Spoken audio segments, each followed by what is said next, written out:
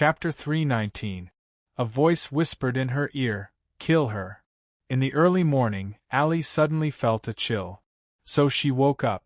It was Gloria who opened the window of the dormitory and let the cold wind in. At this time, Gloria took a piece of clothing and put it on Ellie. She said in disbelief, "God, you stayed up all night." Allie subconsciously tightened her grip on the clothes draped over her body. She suddenly asked, Did you hear anything?" "Did I? What sound?" Gloria was astonished. Allie was stunned and shook her head. She subconsciously looked at the mirror next to her. She looked so haggard in the mirror. Then she looked at Gloria. She was bright and charming. "Allie? Are you not feeling well?" Gloria asked worriedly. "Tell me, what's wrong?" "No." Allie wanted to shake her head. In fact, she shook her head. "Is there something on your mind?" Gloria pressed Allie's shoulder and lowered her head. "Is it about your feelings? Is it about Ryan? You can tell me, we are good friends." "Good friends," Allie murmured and looked at herself and Gloria in the mirror. When their faces were close to each other, why did Gloria's face become so strange? She knew that there was nothing abnormal about Gloria, but why was the Gloria she saw in the mirror so terrifying? Like a monster? "Gloria, if one day I hurt you, what will you do?" Allie suddenly asked. Gloria shrugged and said confidently, "Why would you hurt me? There is a monster in my heart." She couldn't tell which side was the truth between reality and fantasy. Where was this place? Narrow, narrow, narrow, dark. When she woke up in the middle of the night, she found herself in such a place. They said this was a place for the mental hospital to live. Oh, the wall was covered with soft cotton bags. Allie sat up and looked at her clothes confusedly. Why was it a bondage suit? Oh, this was a mental hospital. She couldn't remember how long she had lived here. When did she live here? He couldn't remember. Even if she occasionally recalled some of the things that had happened before, she couldn't tell whether it was her own dream, her imagination, or something that had really happened. Occasionally, the man who called himself a doctor would talk to her. The man said that there was a monster in everyone's heart. Monsters were not scary, but when you ran away from them, they would become stronger and stronger. Finally, one day, it will completely devour you. Is that so? When it is quiet, Allie looks up at the small iron window. Is it like this? Right, what is this place? Gloria? Len? Branham? Where are you? Inside the cramped room, Allie was curled up in a corner. She saw monsters with Len's appearance, Branham's appearance, and Gloria's appearance, surrounding her one after another. Go away. Everyone had a monster in their heart. The shadows of the trees outside the car window were retreating quickly. It was too dark, in fact, they could only see a continuous piece of black cloth. This is the car? Isn't it that cramped place? Allie quietly leaned against the window, feeling that her life was like the sewage in the sewer, too chaotic and too terrible. She didn't even know why she was in this car. It should be a police car, after all, the driver wore a police uniform. Is there a monster in everyone's heart? It's so ugly. When she was tied to the tree trunk, Allie faintly thought, she knew what the two policemen wanted to do to her. But is this reality? Or is it just a nightmare? Once again, she could not tell whether this was just her imagination or if she was really in such an environment. Would she really be in such an environment? Shouldn't she be in that cramped room? The touch was so real. It's really too ugly. Will it feel better if I cover my eyes? Ah, I hate this feeling. Everyone has a monster in their heart, an incomparably ugly monster. Please devour me. I don't want to be unable to distinguish between what is real and what is fake anymore. Let the monster devour me. She was so calm that she couldn't even feel the movements of the policemen who were messing with her body, but she was shouting in her heart. Hysterical. A portion of health, a portion of rationality, a portion of friendship, a portion of love, and even a portion of a soul. These are all ways for us to profit. She seemed to have heard such words before, and they existed in her mind. Yes, she had met a strange guy and had a strange conversation with him. But was it also real? But no matter whether it was real or not, at this moment, get off my body. Go away. Don't touch me. There was a monster in everyone's heart. It was so ugly, too ugly. Please let me become a monster too. In this way, I don't need to be confused about what is real and what is not, right? Just like the heartless monster in the story. The monster came out from the heart, so it's fine to not have a heart. She tasted the taste of blood. She saw the two policemen who were so frightened that they almost collapsed. Oh, was this scene real? But it didn't matter. Because she had already become a monster. The warm blood flowed on her palm like a gurgling stream and slid down her arm. She slowly pressed her bloody palm on the parchment scroll that was slowly unfolding in front of her. The owner of this villa is really good. Looking at his wife who had coaxed his daughter to sleep, Markin relaxed and walked over. He held his wife's shoulder and whispered, "Thank you for your hard work." Mrs. Maggie made a gesture of silence, and then left the room with her husband. Mrs. Maggie seemed to feel a little cold. She hugged her arms and whispered, "Let's set off at dawn. I always feel a little uncomfortable here." Markin nodded. "I also have the same feeling. No matter what, to build a villa in this place. Well, it's too weird for young people. How's your injury?" Mrs. Maggie reached out and touched the wound on her husband's forehead. She blamed, "Why didn't you shout when you were attacked? If I had heard it, you wouldn't have been knocked out and thrown into the pit." Markin shrugged. "In that case, I had to consider Lena's safety, didn't I? Who knows if she had any accomplices? What if you also got off the car, leaving Lena alone in the car? That kind of environment." "You're right." Mrs. Maggie nodded helplessly. "Well, let's not talk about it. You also go to rest. I want to accompany Lena tonight." Mrs. Maggie's face suddenly changed, as if she was frightened by something. She leaned back against the wall. "What's wrong?" Markin was startled by his wife's strange behavior and quickly asked. Mrs. Maggie's arm was a little bit trembling. She pointed at the corridor window and said in surprise, "Just now? Did something pass by?" Markin turned his head and looked over. It was dark outside the window, nothing. "Are you too tired and saw wrongly? Maybe it's just the shadow of the leaf." "Maybe." Mrs. Maggie rubbed her eyebrows and then gently pushed her husband. "You go to rest. You still need to drive tomorrow." Seeing Mrs. Maggie enter the room to accompany his daughter to sleep, Markin twisted his stiff neck and planned to go back to his room. His room was just next door. After closing the door, Markin frowned as he gritted his teeth and sucked in a breath of cold air. Then, he slowly walked to the front of the mirror and opened his eyes. After that, he pulled down his pants a bit. This damn woman. A few inches below his abdomen, there were several deep red scars, as if they were scratched by some claws. Markin lowered his head and gently touched the scars with his fingers, observing their depth. He didn't notice in the mirror. Chapter 320. Thank you for your guidance, and of course my best friend, Allie. She gave me a lot of suggestions. I also want to thank her. In the classroom, Gloria stood up under the enthusiastic applause. Of course, it was also under the tutor's call. The first prize of the Course Design Award, after more than 2 months of selection, finally came out. Allie silently watched Gloria walk to the podium, taking the honor from the tutor's hand, and then revealed a smile. But she lowered her head. She held a pen, scratching the chair again and again. She didn't know how many times she repeated it, and the scratches were deep. Allie suddenly closed her eyes, as if she was in another world. But in this world's classroom, the tutor said, "Congratulations, Ellie.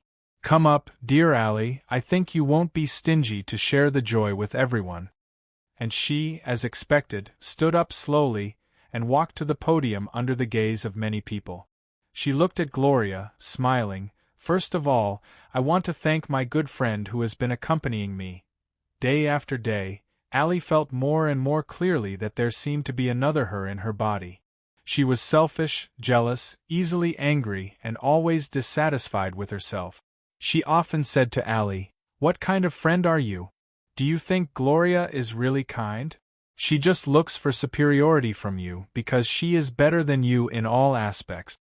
"It's not like that," she often said to Allie.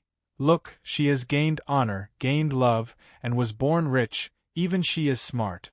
You have to try your best to catch up with the things she can do easily. As long as she exists, you will always be an ornament, a foil to her excellence." "No, it's not like that." So she said again, "Isn't it? At the beginning, do you think Branham is really interested in you? Wake up. He's only interested in Gloria. He's talking to you because he wants to know more about Gloria. He wants to know more about Gloria. You know this, but you still fantasize that he likes you. Even his questions are obviously more about Gloria, but you turn a blind eye to it." "It's not like that, it's not like that." She then mocked, "Why do you stay with Len? Looking for comfort? Because Len's family is actually better than Branham's? Because Len's grades are always better than Branham's? Because he looks like a dull person, but in addition, he has more advantages than Branham's? Because you are eager to prove that you have a better boyfriend than Gloria? Because you are in a bad mood and sleep with Len, so you just give up on yourself?" "It's not like that." Finally, she sneered, "Allie, you are too ugly. You're really too ugly." She gasped for air, and the other her inside her body seemed to have disappeared. "I can't hear those unpleasant sounds anymore, but why? But why? Did I stab Gloria in the stomach with a knife?" Crimson blood spread out from her blue and white dress. Alice instinctively pulled out the knife in her hand.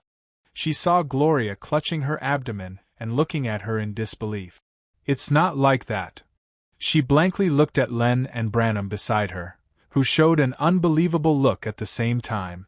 She looked at the shocked look of them rushing over together. "It's not like that. It's not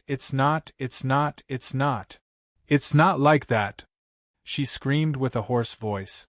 "Ah!" A rapid, frightened and trembling scream was heard. Markin felt something wrong and subconsciously moved his eyes from the wound on his lower abdomen to the mirror. He turned around in an instant.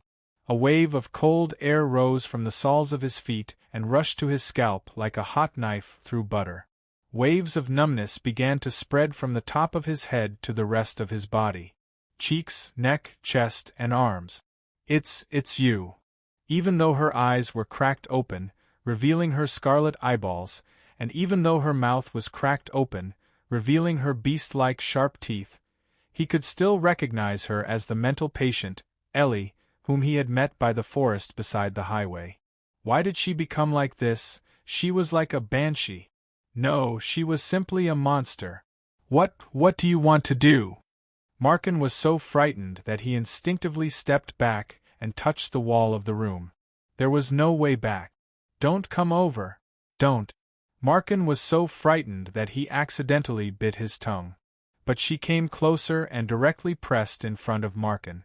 As the horror approached, Markin crazily stretched out his hands to choke the neck of the banshee, who almost made him collapse.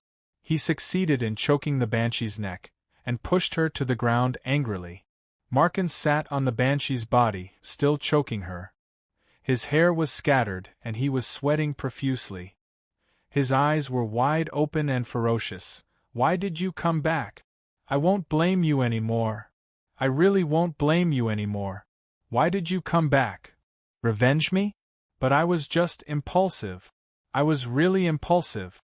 You've already knocked me out. What else do you want to do to me? Why don't you be taken away? Why don't you go back to the mental hospital? Why do you care about an impulsive person? You crazy woman. Crazy woman. What are you laughing at?" Markin felt colder in his body, and his body stiffened uncontrollably, as if something was pulling his body away. Looking at the smile on this horrible face. "What are you laughing at? What are you laughing at?" "Laughing." Squeak. Markin heard a squeak. That was the sound of the door opening, the sound of the door being unoiled for a long time. He turned his head subconsciously and saw his wife, Maggie. I heard something, Mrs. Maggie said subconsciously. She couldn't see the face of the woman who was pinned down by her husband, but she could recognize the clothes. But looking at this scene, it was enough to make her feel confused, and what Markin said just now was also enough. Impulsive, what kind of impulsive was it? Mrs. Maggie's mind was almost occupied by this question. She didn't even think about why the patient who should be taken back would appear here again. Maggie, listen to me. This woman is a monster. Markin said hurriedly, come here. Help me. What is impulsive? Unexpectedly, Mrs. Maggie blurted out such a question as if she was distracted. You must have heard it wrong. Come here. I can't hold her down. She's a monster. Why don't you investigate it? Why? Mrs. Maggie looked at Markin with surprise and a strange look. I know your character, you won't let yourself suffer losses. Even if you can't investigate the girl's responsibility, you can still get financial compensation from her family. But you didn't even ask if she has a family. It's abnormal. What did you do to this girl? Nothing. Come here, help me. Markin shouted, this woman is a monster. She will hurt us. Come here. You're the monster. Mrs. Maggie endured the agitated heartache. You're the monster. I saw you. What a monster. You're the one who wants to kill people. I didn't expect my husband to be such a person. You disappoint me, Markin. The girl was pressed to the ground, and Markin's hands were still strangling her neck. Who wanted to kill who? Stop. Markin. Mrs. Maggie's eyes were red. Don't hurt this child again. Markin looked at his wife's expression in a daze. Suddenly, he understood why this female monster showed that kind of smile just now. That was ridicule. Let her go. You'll really kill her like this. You're committing a crime. Do you know?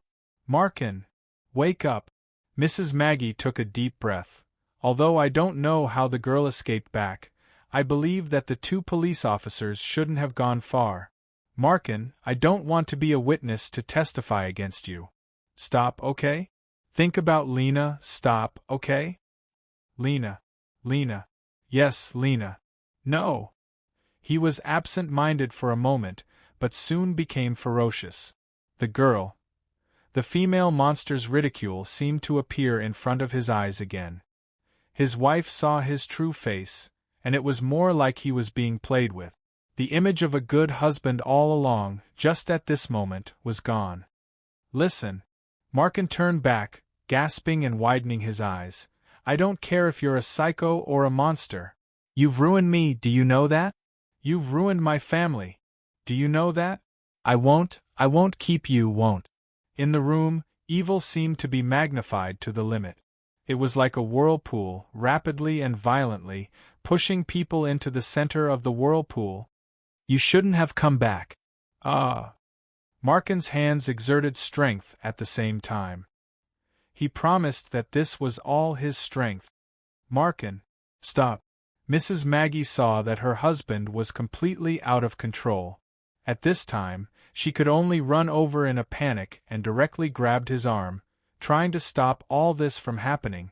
Suddenly, Markin stopped, and a mouthful of pus and blood spurted out from his mouth. The female monster's arm, unknowingly, had penetrated Markin's chest. The hand that was dyed red was like a claw that was slowly waving its fingers in the air. Ah! Mrs. Maggie screamed and fell to the ground in fear. The arm that penetrated her husband's body swung out at this time, and at the same time, Markin's body was thrown out and rolled to the corner. Only then did she see the girl's appearance clearly. Looking at the pool of blood flowing out from Markin's body in the corner, Mrs. Maggie wailed in pain. The female monster was walking towards her step by step. No. Mrs. Maggie shook her head helplessly, curling up her body and begged, Don't come over. Aha! Mom, what are you doing? The little girl was standing in front of the door. She hugged the pillow, and her clean pajamas were a little wrinkled because she had gone to bed earlier. The little girl, Lena, rubbed her eyes as if she hadn't woken up yet, but also looked at the scene in front of her. Suddenly, the female monster turned her body and walked towards the little girl. Lena seemed to be stunned. She looked at this ferocious-looking female monster and hugged her pillow tightly. She stood motionless in the same place. No, no, no. Mrs. Maggie immediately scrambled to her feet and hugged the monster's waist with both hands. No. Don't hurt my daughter. No. But the female monster's strength was too great. No matter how she pulled and fought, there was no way to stop the female monster's steps. The female monster suddenly waved her arm and swept Mrs. Maggie backward. Mrs. Maggie flew out and fell at the end of the room. Chapter 3:21. The girl walked back and forth in the small room. The room was really small, so the 16-year-old girl had to turn around and walk to the other side of the room after 3 steps. She repeated the process. How long has she been like this? Through the small glass window on the door, Gloria covered her mouth and turned her head. She couldn't bear to continue watching this scene. Several weeks. Allie's condition seems to be getting worse, so I have to apply for this room for her. Gloria's face was still a little pale, because she was stabbed in the abdomen not long after she was discharged from the hospital, so she had to stay in the hospital for a long time. Why did this happen? Gloria leaned on Branham's shoulder, sobbing softly. Branham sighed, touching his arm which still had some lingering pain. The doctor said that it was cut into the tendons and bones. Although it was connected, it was impossible for him to be as flexible as before. I have told you, you shouldn't come. Gloria just sobbed softly. The doctor had seen too many situations like this, so he said calmly, the patient should be in a state of long-term stress. I've learned that her family doesn't seem to be well off. In addition, from the conversation, I found that Miss Allie has a very serious jealousy, but at the same time, she also has a considerable degree of obedience. She has been in the contradiction of self-persuasion, obedience, and resistance. The doctor shook his head and said, you should know what will happen once the nerves are stretched to the limit. It's all my fault. I didn't notice it. Gloria blamed herself and stared blankly at Ellie in the room. Once, she asked me what I would do if she hurt me one day. At that time, if I had noticed, the doctor sighed, everyone has something in their heart that they don't want others to know. Miss Gloria, if this matter becomes your guilt, I'm afraid it's not good for you. Miss Allie's problem didn't form in 1 or 2 days. Doctor, can can she recover? Len looked at the doctor and asked seriously. I can't answer you. The doctor shook his head. Medication and psychotherapy can help control the patient's condition. But whether it will get better or not still depends on her. The doctor calmly pointed at his heart. In my opinion, the patient doesn't have any mental problems. It's just that there's a person living here that can't let go of. The 3 of them looked at the figure in the room thoughtfully. Gloria stared blankly. The first time I met Ellie was the first day I moved into her house. I still remember that day she was sitting outside reading a book, wearing a dress. Now that I think about it, she was very quiet back then. It seems that she hasn't changed all these years.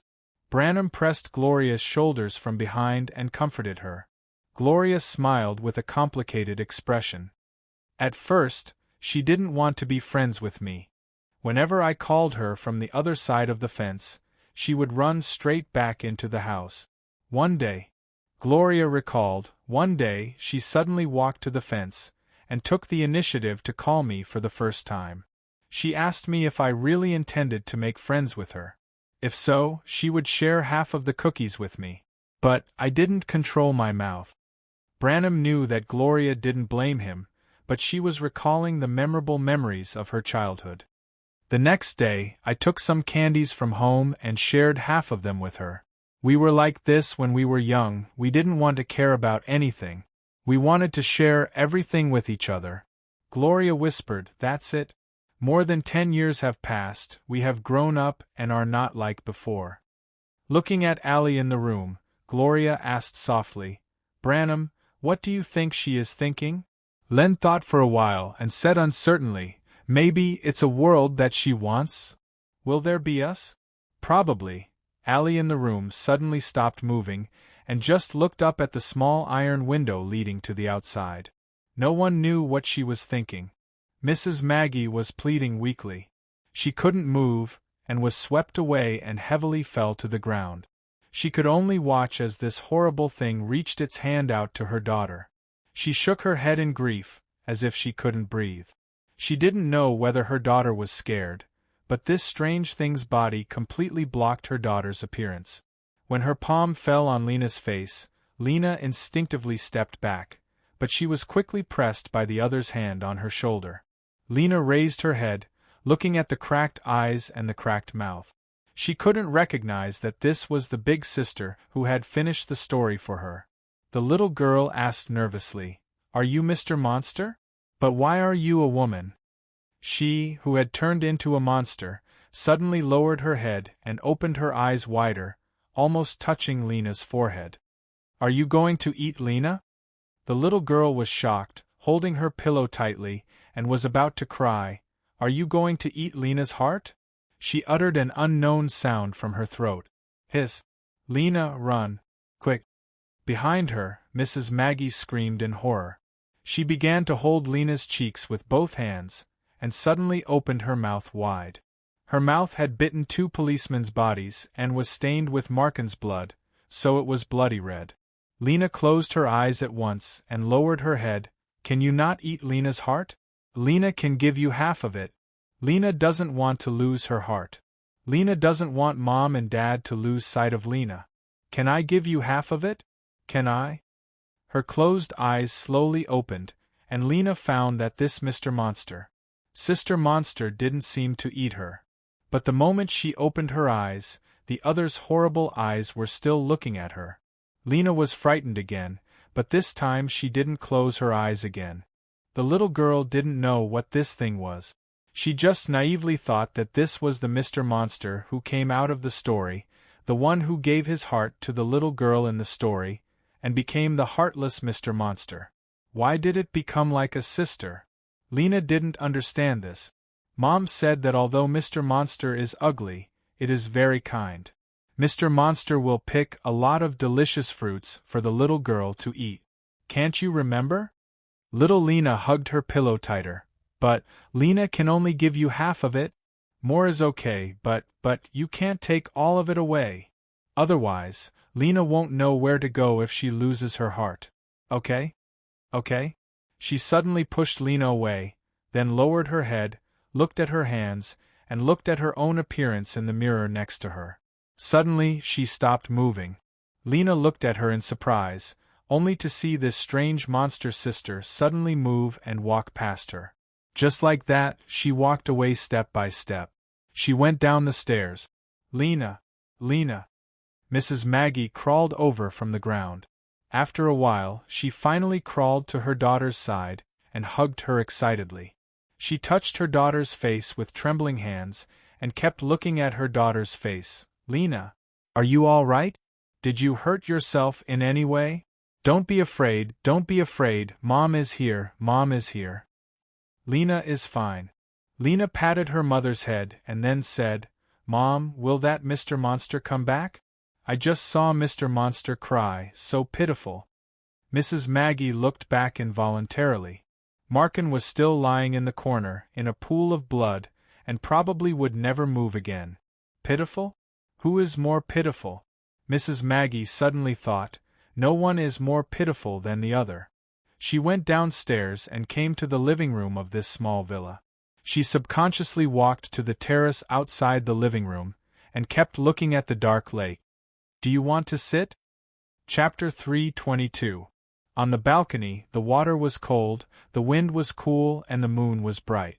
Luaccio, accompanied by a maid, seemed to have been sitting here for a long time. 16? The beer in the cup on the small tea table was also half drunk. A slightly bitter taste was swirling in Luaccio's mouth. He looked at Ellie as if he was responding to the way she looked at him when she was dragged away by 2 police officers not long ago. "Am I very ugly now?" It sounded like a burning vocal cords vibrating after being stabbed in the throat with a poker. Allie also looked at this mysterious young man and asked again, "Am I ugly now?"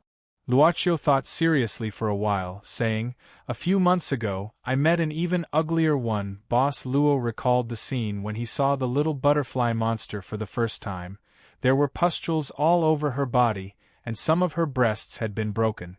Believe me, that look was at least much more horrible than you are now, of course, from a human's point of view.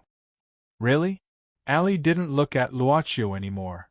She looked at the lake, saying quietly, "I can't imagine it, I'm afraid it will appear in front of me.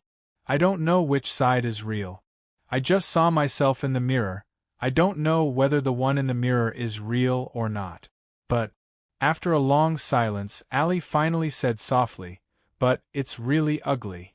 It's too ugly, beyond my imagination. It's really..." Lowering her head, Ellie leaned against the wooden plank on the edge of the balcony. She could vaguely see her reflection in the lake with the help of the light from the house. She looked at her own reflection. "It's so ugly. Can you describe it?" Luaccio stood up, walking to Allie's side, looking at the reflection in the lake with her. Allie stretched out her hand, pointing at the eyes in the reflection. "This is my jealousy. You see, it cracked and became ferocious. I know that Gloria is really my good friend, she never thought of getting anything from me, but I can't help but be jealous of her." Allie pointed at the mouth of the horrible face in the reflection. "This is my deception. You see, it also cracked, it can't be fixed. I don't like Ryan, but I haven't told him, I have been enjoying his kindness to me. I know Gloria very well, but I always have a smile on my face." So her finger turned a circle, encircling the whole reflection. After a while, she said softly, "This is me, the jealous, the dishonest me, the real me." After that, Allie didn't say anything. Luaccio accompanied her. They stood like that for a long time. Suddenly, Allie said softly, "Can I ask you one last thing? I have all my remaining." "Of course. We never refuse a guest's request." Luaccio smiled. "I'm so terrible." Allie smiled bitterly. Her cracked lips made such a bitter smile look more horrible. "I hurt too many people, even myself. I can't turn back. But at least..." She stopped talking, silent. Her cracked eye sockets were ferocious, but there seemed to be a soft light moving. "But at least, the little guy who is willing to give me half of his heart can live well." "You think of yourself as her? I see." Luaccio nodded slightly. "Thank you." Allie turned around, looking at Luaccio. Her cracked eyes and lips slowly healed. When she smiled, she seemed to have returned to the past. Allie closed her eyes and let her body fall freely into the lake. Just like that, she slowly sank into the dark and bottomless lake. The calm surface of the lake was still calm, but there was a faint pink glow. After a flash, a ball of light slowly emerged from the lake, and finally fell into Luaccio's palm. At this time, the little girl Lena was still hugging her pillow. Nobody knew when she came downstairs. Her face was a little pale, walking barefoot on the ground with the pillow. Her pajamas seemed to be more wrinkled. She walked to Luaccio and Yuye's side, saying pitifully, "Big brother, big sister, my mother is missing, my father is also missing. Do you know where they are?" Luaccio put away the ball of light in his hand, reaching out to grab little Lena's hand, saying softly, "I'll take you back to your mother." "Really?" Luaccio didn't say anything, holding Lena's hand, and went out of the door. Several kilometers away, on the road by the lake, an ambulance and a police car were parked. In front of these 3 cars there were 3 different cars. They crashed into each other, and blood flowed all around them. Several paramedics were busy moving the bodies of 2 police officers out of one of the 3 police cars that had collided with each other. One of the paramedics shook his head, looking at the 2 policemen who had been moved out. "No breath, confirmed dead." Later, they carried out a girl who was still wearing a detention uniform from a private car and laid her flat on the ground. Then, they carried out the bodies of a couple and a little girl from another private car. The 2 policemen were dead, and the doctor who came with the ambulance was giving first aid to the girl in detention uniform and another family of 3. Doctor. This gentleman's heart stopped. A nurse said helplessly at this time. Doctor. This girl's heart also stopped. This lady is breathing. Another nurse said quickly at this time. The doctor didn't have much joy, because the little life in his hands still didn't get better. Her injury was too serious. Don't give up. You still have relatives. Don't give up. The doctor shouted loudly and kept performing CPR on the little girl. He squeezed the little girl's chest hard and regularly, saying quickly, "Listen, child. Wake up. I know you are strong enough. Child, listen to me. You still have to go to school. You still have to meet many friends. You still have a complete life waiting for you. Don't stop here. Child. Breathe, breathe, breathe, breathe." On the side of the road, Erex was closing his eyes, showing an extremely intoxicated expression. Suddenly, a voice came from behind him. "It seems that Mr. Erex has finished his dinner, hasn't he? It seems that Boss Luaccio also made a good business, right?" When he turned back, he saw Luaccio. Boss Luo was holding a little girl, but Luaccio didn't look at him, just looking at the scene of the accident. Erex smiled embarrassedly. He took off his hat and said in a humble tone, "Believe me, it's really just an accident." At this fork, Miss Ellie and Mr. Markin's car collided with each other, and the police car behind them wasn't spared either. Erex narrowed his eyes and said, "Your humble servant called the ambulance at the first moment. But as you can see, these people's souls have left their bodies." "It's all right," Luaccio said indifferently. Luaccio lowered his head, patting little Lena's shoulder, pointing to the front and said softly, "It's time to go back, your mother is waiting for you. Big brother, where is Mr. Monster?" Little Lena walked 2 steps forward and suddenly turned back and asked. Luaccio said softly, "There is no monster. Monsters are just things that we make up for ourselves. Go back, or it will be late." Little Lena nodded and gradually walked to him. "Breathe. Breathe. Breathe. Breathe. Breathe. Breathe. Breathe. Oxygen. Nurse. Oxygen. Great. That's great. She's finally saved." Looking at a group of medical staff dancing and cheering for saving a life, Erex put on his hat again. He looked at Luaccio, then, "Goodbye, Boss Luaccio." He gradually disappeared into the woods behind him, and his figure gradually disappeared in the darkness. He always carried a big suitcase, traveling all the time, and never staying at any place for too long. Luaccio silently looked at the place where Erex finally disappeared, shaking his head and muttering, "Eating so much, he's not afraid of being full." Erex probably couldn't hear this sentence, because he was already a few kilometers away, leaning against the edge of the dark lake. He was in a very good mood. It was just a job, and he had a delicious meal. The successor of the former boss. That's much more interesting. Erex smiled, but his smile froze in an instant. Erex subconsciously covered his stomach, revealing a painful expression. He knelt on the ground with one knee. After a while, he seemed to be able to catch his breath. He looked at the calm lake, smiling bitterly. It should be much more terrible. Isn't it too stingy? It hurts. Dream-eating taper. Mr. Erex had a stomachache. "Master, the hot water for the bath is ready." The servant girl came from the darkness, but she found her master was squatting by the road. Luaccio picked some flowers that seemed to have just bloomed among the wildflowers growing by the road. Finally, when his hands were full of flowers, Luaccio stood up. He held these flowers, walking to the scene of the accident, to the side of Ali, who was lying quietly. Her body was already cold. Without breath and life, she seemed to be peaceful, with a faint smile at the corner of her mouth. Luaccio gently put Ali's hands in front of her abdomen, and then put down the flowers in his hands. "Miss Ali, it's actually very beautiful." Yuyi accompanied Boss Luo and said, "You also have some." Boss Luo seemed to be in a good mood, so he gave the rest of the flowers to the servant girl. "I'll find a place to put it," she said softly. Go back. It's almost dawn. When they were young. This is the cookie my mother made for me. She made it for me because I was obedient. Is it delicious? Do you want to eat it? Okay.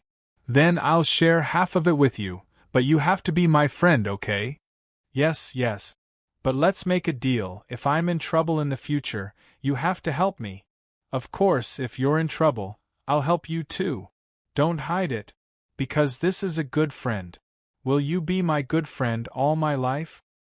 Okay. My name is Gloria, and you? Chapter 3:23. In the sea of trees below the cliff of the monastery, the swaying shadows of the trees hid something that was spying on it. It's really peaceful here, Pechiers Monastery. Lamias put down the binoculars in her hand and jumped down from the tree trunk. As she fell, the lower hem of the black nun's robe fluttered in the wind. The pair of strong but not thick legs stretched out in the air, but the people under the tree did not choose to look at it. First of all, no one dared to provoke the nun. Second, they did not care about such things. Lamias bent her legs slightly when she landed to cushion the impact of the fall. The nun belonging to the Black Order walked toward the tent stationed here. It had been a while since she came to this place. Naturally, she had been observing this monastery for a long time. Is the magnetic field still unchanged? For the past few days, Lamias would ask the people in the tent the same question almost every day. After leaving Romania, the nun assigned here was obviously impatient. Unlike in Romania, she also solved some personal problems in the process of the mission. However, Lamias always felt that there was something wrong with the process. For example, she did not know how she lost her gun. But in the end, it seemed that the mission of the Black Order was completed. As for Jonathan, he also got what he deserved. She felt very good. But it was indeed a little boring here. They just wanted to find something in this monastery. Originally, they had planned the time of the operation, but because of some unexpected things, they had to temporarily postpone the operation. The machine in charge of monitoring the changes of the holy light in the monastery suddenly detected a strong holy light magnetic field in the monastery. The energy coefficient of the magnetic field was a little too high, far beyond the allocation of the Black Order for this expedition. Angel's Descent. During the training of the Black Order, the nun had been taught more than once that when the value of the holy light magnetic field reached such a level, the possibility of a divine master's descent was very high. The staff in the tent took off the headphones, turned around and said helplessly, "It's still the same as yesterday. There's no movement, and there's no movement. But with its existence, according to my calculations, the strength of the barrier outside the innermost auditorium has probably been strengthened by more than 2 times. Miss Lamias, are we really not going to consider requesting support from headquarters?" The nun lady said indifferently, "If you think that the headquarters can spare more manpower, I don't mind you applying now. I'd even be happy to help you apply. I was just asking." He knew that the religious order was short on manpower recently. Recently, it was also said that the team from the headquarters that was responsible for excavating the ruins had been lost in the grassland of Curie. Later, they sent some people to replace them, but there was no news about it recently. Nobody knew what happened to the people who came later. Of course, as a low-level member, these were just some things he and his companions talked about during their short break. It was more appropriate for the higher-ups to think about their own matters. "Wait, Miss Lamias. The magnetic field's value is beginning to decline." Just as Lamias was about to leave, the staff member suddenly said in surprise. Lamias turned around and squinted at the changing numbers on the screen. She felt that the great spear hidden under her nun's robe was beginning to thirst for blood. "Stop your anger and forsake your anger. Don't do evil because of injustice." In the simple stone room, there was only a small window that could bring light. Anatole stood in front of this small light and prayed as usual. He felt that this was his instinct. He had been praying every day since he was conscious. Therefore, even if the holy power in his body had been sealed, and no matter how he prayed, it would not resonate with the holy power, he still did not give up this habit. The iron door of the stone room was suddenly knocked.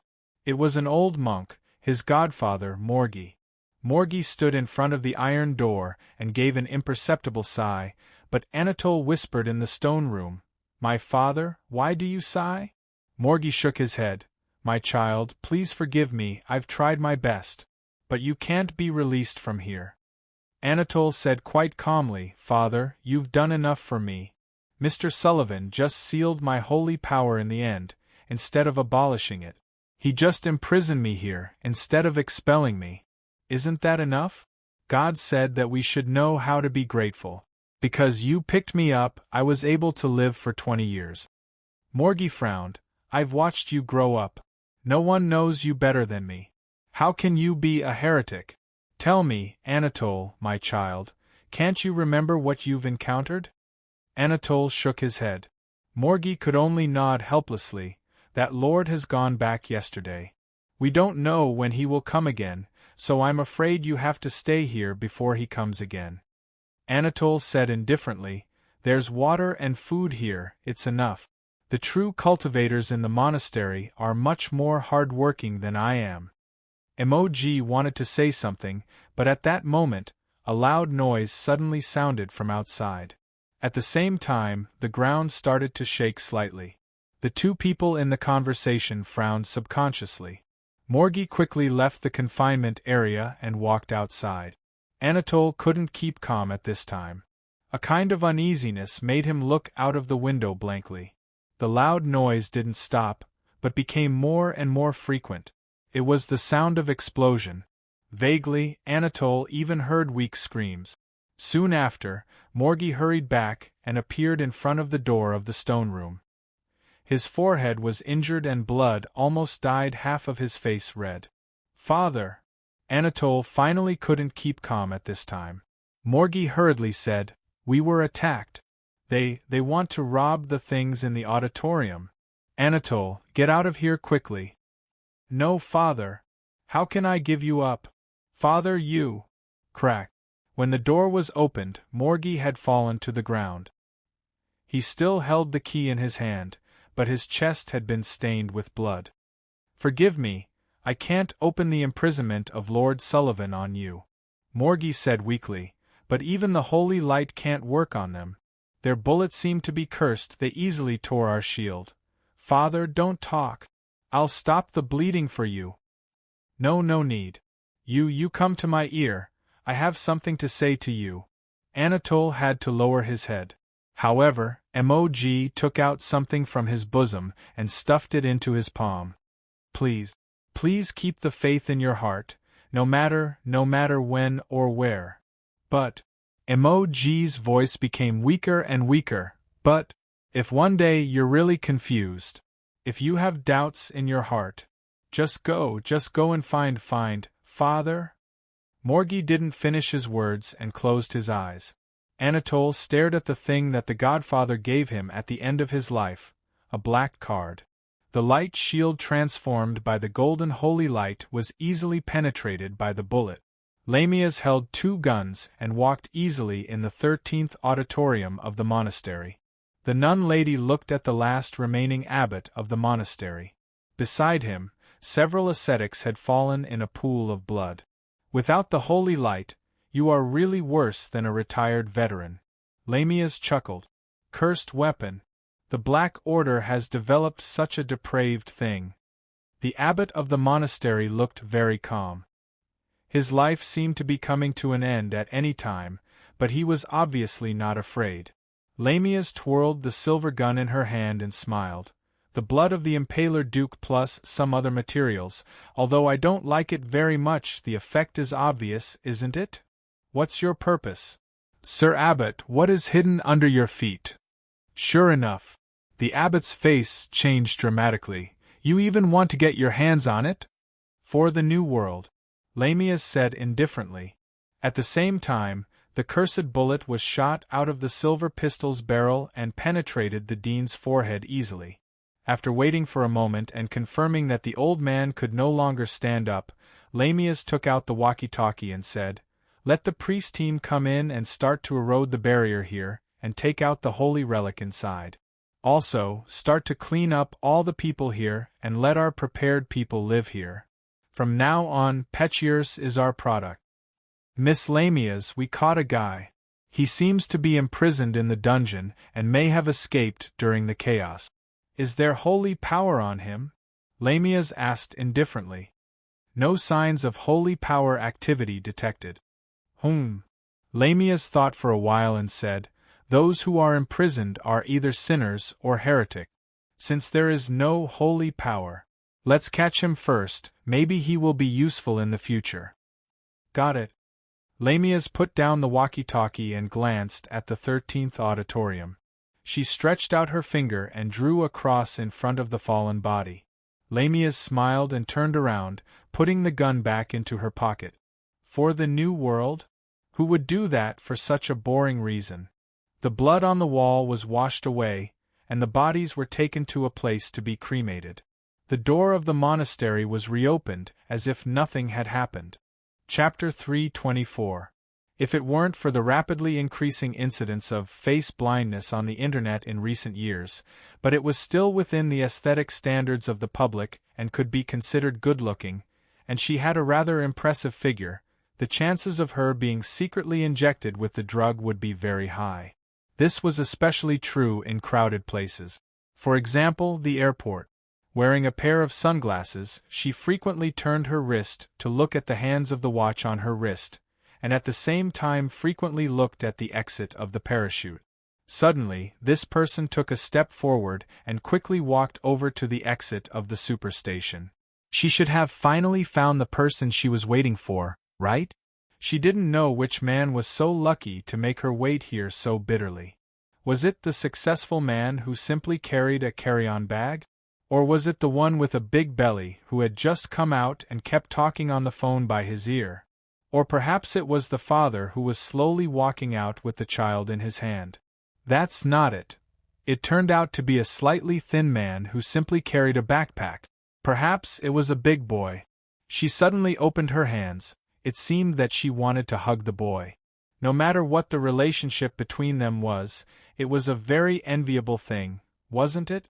Unexpectedly, at the moment when she was about to hug him, the big boy suddenly stepped back, causing her to hug nothing. So she was stunned on the spot, with her hands frozen in the air. This was King embarrassing. What a waste. Bastard. Some men were regretting in their hearts. Didn't I say you don't need to pick me up? Luocio looked at Renziling up and down.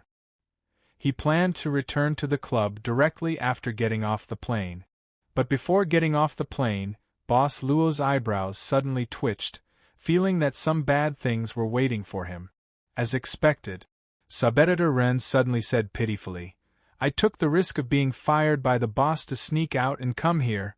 Boss Luo said indifferently, "It's a miracle that you haven't been fired these years." Renziling pretended not to hear it and said more pitifully, "Do you know how many tickets I received?" Boss Luo sighed and said, "Uncle Ma, you've worked hard." Renziling almost choked with sobs. "Do you know that I haven't even had lunch yet?" Luocio pointed at his lips and said indifferently, "Before you say that, wipe your mouth. I don't remember you having such a greasy lip gloss." Subeditor Ren then sent out the third finger of her right hand, F***CK. "Do you still want to live?" "Thank you for your hard work," Boss Luo said softly with a smile. Subeditor Ren's resentment seemed to have been eliminated at once. Her eyes narrowed slightly under the brown glasses. "What did you say just now? I can't hear you." "I didn't say anything, let's go." Luocio shook his head and walked past Renziling. Subeditor Ren, who hadn't enjoyed the warm greetings between family members, rubbed her palms. She really wanted to pinch his ears. "By the way, where is Yuyi? Why can't I see her?" She didn't pinch his ears in the end. She walked quickly to Luocio, raising her head slightly and asking, "She has something to do, so she's on the same shift as me." "I see." Xiling complained. Why didn't you tell me earlier? I even booked a seat to welcome you. You won't be used to the food abroad. Hey, wait for me. Brat, wait for me. Hey. By the way, aren't you a bit taller? Hey F***ck. In sub-editor Ren's beloved car, Xiling rubbed her palms and was about to put them on the steering wheel. She licked her lips and was about to step on the accelerator. Of course, she stepped on it forcefully.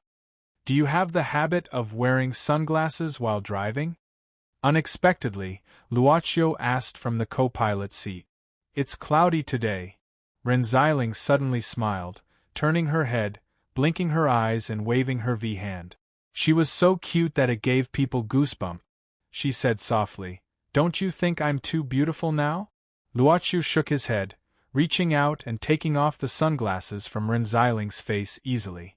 Xiling's smile suddenly froze. She lowered her head, looking like a defeated dog. Boss, I'm wrong. I shouldn't stay up for 3 consecutive days. Drive. Luocio sighed, putting on the sunglasses for Xiling. You're not angry? Xiling was stunned. Didn't you say you were hungry? Luocio shook his head. I also want to eat something. Since we've booked a place, don't waste it. Oh yeah. The red Mini Lubman suddenly drove into the airport road. Since when did the roles of guardian and guardian start to change? Looking at the backward scenery, Luocio couldn't help but fall into contemplation. Xiling saw that Luocio didn't speak, habitually turned on the radio of the car stereo. Our latest news, a young man and Ling Qing fell to their deaths around 3:30 p.m., suspected to be suicide. The deceased. Xiling subconsciously turned the volume up. The deceased is said to be a student of City 1 High School. At present, the possibility of homicide has been ruled out.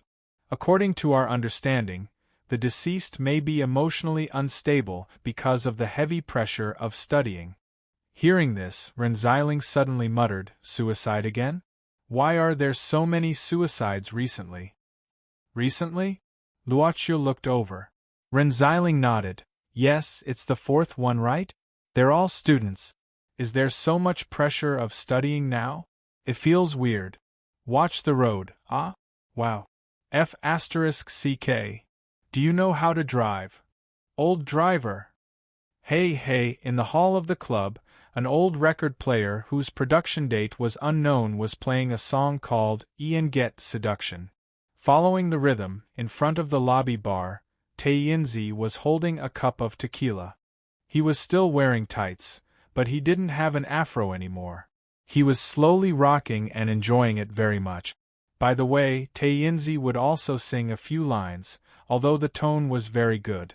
Unlike those black soul envoys who completely belonged to the club, as an old ghost who only signed a 500-year term, Taiyinzi felt that he was at most an outpost. It didn't matter if he didn't work so hard. Besides, relying on performance to reach the top and successfully stepping on the club's maid. He had already given up this unrealistic idea. How good was it now? The boss wasn't here, neither was the black-hearted maid. He could do whatever he wanted. It was simply too awesome when the boss wasn't here. Hey, Get Seduction love hey. While rocking slowly, Taiyinzi slowly moved his body to the front of Qinqiu. This woman disappeared a while ago, but came back after a while. Unfortunately, the boss had gone on a trip at that time. However, as a person who had the temporary right to live in the club, even if Taiyinzi didn't want to, he couldn't do anything to Qinqiu. Yusanyang. Besides, he couldn't beat her at all. However, how could the 500-year imprisonment be gone with the wind? Even if he couldn't beat her, he could still disgust her to death. He knew she didn't like such a noisy environment. Did she want to use the mysterious power of the club to temper her mind? How could Taiyinzi, who saw through Qinqiu's thoughts, easily let her meditate peacefully? Hey, Taiyinzi walked around Qinqiu, his voice becoming more and more unrestrained. He knew Qinqiu couldn't do anything to him, so he became more and more complacent. Chinchuyu, who was resting with her eyes closed, suddenly opened her eyes at this time, saying indifferently, "Doing nothing and not doing your job, aren't you afraid your boss will blame you when he comes back? Hey bitch, it's been 500 years. Haven't you heard the old saying that the emperor is far away when the mountain is high?" Taiyinzi said disdainfully, "Let me tell you. Now the master isn't here, and the other Black Soul envoys aren't here either. I'm the boss here, do you understand?" "You?" Chinchuyu glanced at him indifferently. 500 years ago, Taiyinzi couldn't stand this bitch's contemptuous look. 500 years ago, he couldn't stand it, let alone now. Taiyinzi sneered. "Why can't I? I'm the envoy transformed by the master himself, the rightful person here. And you, at most, are just a shameless tenant who wants to stay here. No, you're not even a tenant." Chinchuyu didn't say anything, slowly closing her eyes. Taiyinzi didn't intend to disturb Chinchuyu's state of mind. At this time, he approached her, lowering his head, and said with a gloomy smile, "Although you can stay here, you're not just a servant. Do you know what a servant is? It's a thing to serve people. Bitch, since you're wearing this troublesome maid uniform, why don't you serve me obediently? Go get me the water to wash my feet." "Oh, really?" "Yes, that's right." Taiyinzi nodded, drinking the tequila in the cup happily, but before he swallowed it, he felt something wrong. The voice that responded to him just now didn't seem to be the voice of the bitch Chinchuyu, but it was obviously a woman's voice. Except for this bitch, there was no other woman's voice here. And the voice is so familiar. Miss Yu Yi." Taiyinzi, who turned around doubtfully, suddenly became stiff. He couldn't hold the cup firmly, and directly fell from his palm. But the moment the cup finally fell to the ground, it slowly flew into Miss Maid's palm. Yu Yi smiled, walking slowly to Taiyinzi, and said softly, "Hold it firmly, don't be careless next time." "Oh, it's almost finished, let me add some more for you?" "Taiyinzi, sir." The gentle tone made Taiyinzi feel as if he had eaten a piece of 1,000-year-old ice, and the chill rose from the soles of his feet to his head. You're welcome," Miss Maid smiled, "it's okay. You said it yourself, a person like me who wears this kind of maid uniform is a servant. Although I didn't grow up in the East, but I can still understand servant and know what it does. Servant, of course, should serve people, right? Let me get you the water to wash your feet, okay?" The 500-year-old ghost's legs suddenly became soft, kneeling on the ground, begging for mercy in a down-to-earth manner. "Miss Yu Yi, please let me go. This is a big deal." Chapter 325. His breathing, his heartbeat, and even his footstep. He could clearly hear every sound that belonged to him. Besides that, he seemed to be unable to hear anything else. His footsteps finally arrived at the iron gate of the rooftop. He was about 17 or 18 years old. His line of sight seemed to be narrowed infinitely. He could only see a little bit in front of him. The surroundings seemed to be blurred. He opened the iron gate. The moment he opened the door, the wind from the tall building hit his body, blowing his clothes close to his body. He was still panting, but it was not because he climbed all the way to the rooftop. His heart was also beating rapidly, but it wasn't because of the strenuous exercise he had done. He was nervous, but he still gritted his teeth, as if he was possessed. He walked step by step toward the wall of the rooftop. His breathing became faster because he was climbing over the wall. On the other side of the wall, there was an empty space. Below was the road, which was more than 50 meters high. But this residential building was not the highest in the neighborhood. His legs trembled. After crossing the wall, the place where his feet could stand was only the edge of the eaves, which was less than half the width of his feet. His hands were still holding the wall. Every inch of his back was tightly attached to the wall.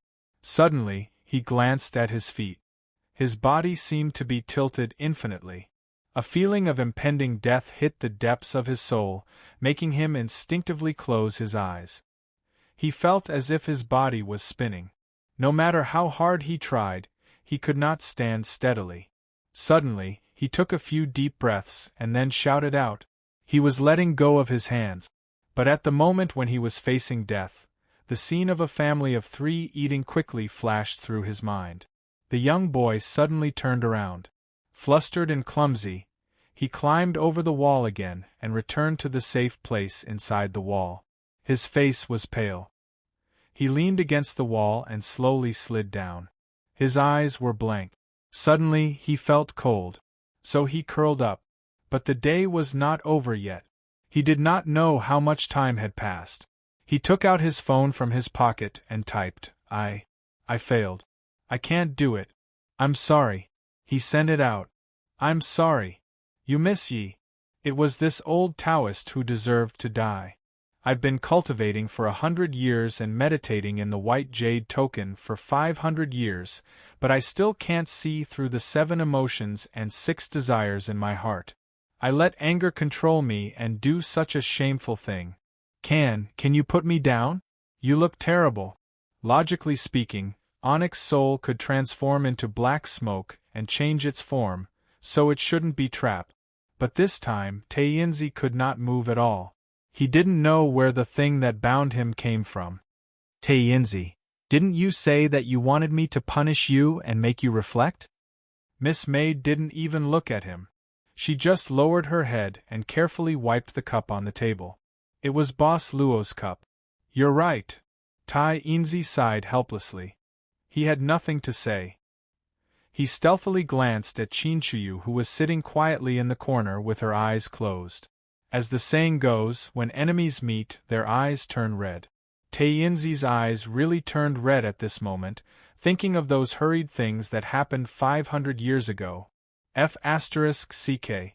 Similar things seem to have happened 500 years ago?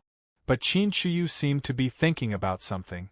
She suddenly opened her eyes and looked towards the door of the club. Before her, Miss Maid had already walked out of the platform. She didn't know when she had taken action, but now she was standing in front of the door. Of course, before taking action, Miss Maid conveniently stuffed the rag in her hand into Taiyinzi's mouth to stop him from talking. Ding! When the wind chime in front of the door rang, the boss of the club had already arrived. Luoqiu carried a small bag and looked at this familiar haul. Miss Qin, have you come back? Qin Chu said indifferently. After Qin Fang's property was changed, the money has been handed over to Gao Rui's daughter. Really? Luoqiu smiled. Thank you for your hard work. Qin Chu suddenly said. I didn't tell her anything about Gao Rui and Qin Fang. Luoqiu nodded, saying softly, Then I'll thank you on behalf of the professor. Oh yes, this is for you. He put the bag in his hand in front of Qin Chu. Looking at her, who was a little confused, he said casually, This is a letter for you. Qin Chu didn't refuse or thank him. She didn't even look at it. She just nodded and closed her eyes again. Since the boss came back, the mysterious atmosphere in this place began to become active. Obviously, she didn't intend to let go of such an active thing that could temper her state of mind. She's really a diligent person. Luoqiu glanced at it and didn't look at it again. He didn't have any grudges with Qin Chu, even Yu Sanyang, who was her identity 500 years ago. Boss Luo simply observed this strange cultivator from the perspective of a bystander. Although it was hard to comment on what she had done, it was undeniable that she was diligent or persistent. Master, do you need to prepare afternoon tea? No, I'll go to the bottom. After coming back from Russia, Boss Luo had a lot of things that could be used for the sacrifice. The servant girl naturally knew what her master intended to do, so she didn't say anything and continued her daily cleaning work. Before going downstairs, Luoqiu suddenly turned around, as if he had noticed something, asking curiously, By the way, what did Taiyinzi do? Master, you finally noticed me. Taiyinzi suddenly opened his eyes wide and then shook his body. Yu Yi tilted her head and said, It seems that Taiyinzi developed some strange hobbies during the time we were away. Luoqiu opened his mouth and looked surprised. Let's see what happened to Taiyinzi. First of all, he was indeed tied up. But the way he was tied up was a bit special. The black rope was woven into a cross in front of his chest to form a tight knot. His hands and feet were tied behind his back, forming a U shape. Oh, he was also hung from the ceiling. After a while, Boss Luo recovered and nodded.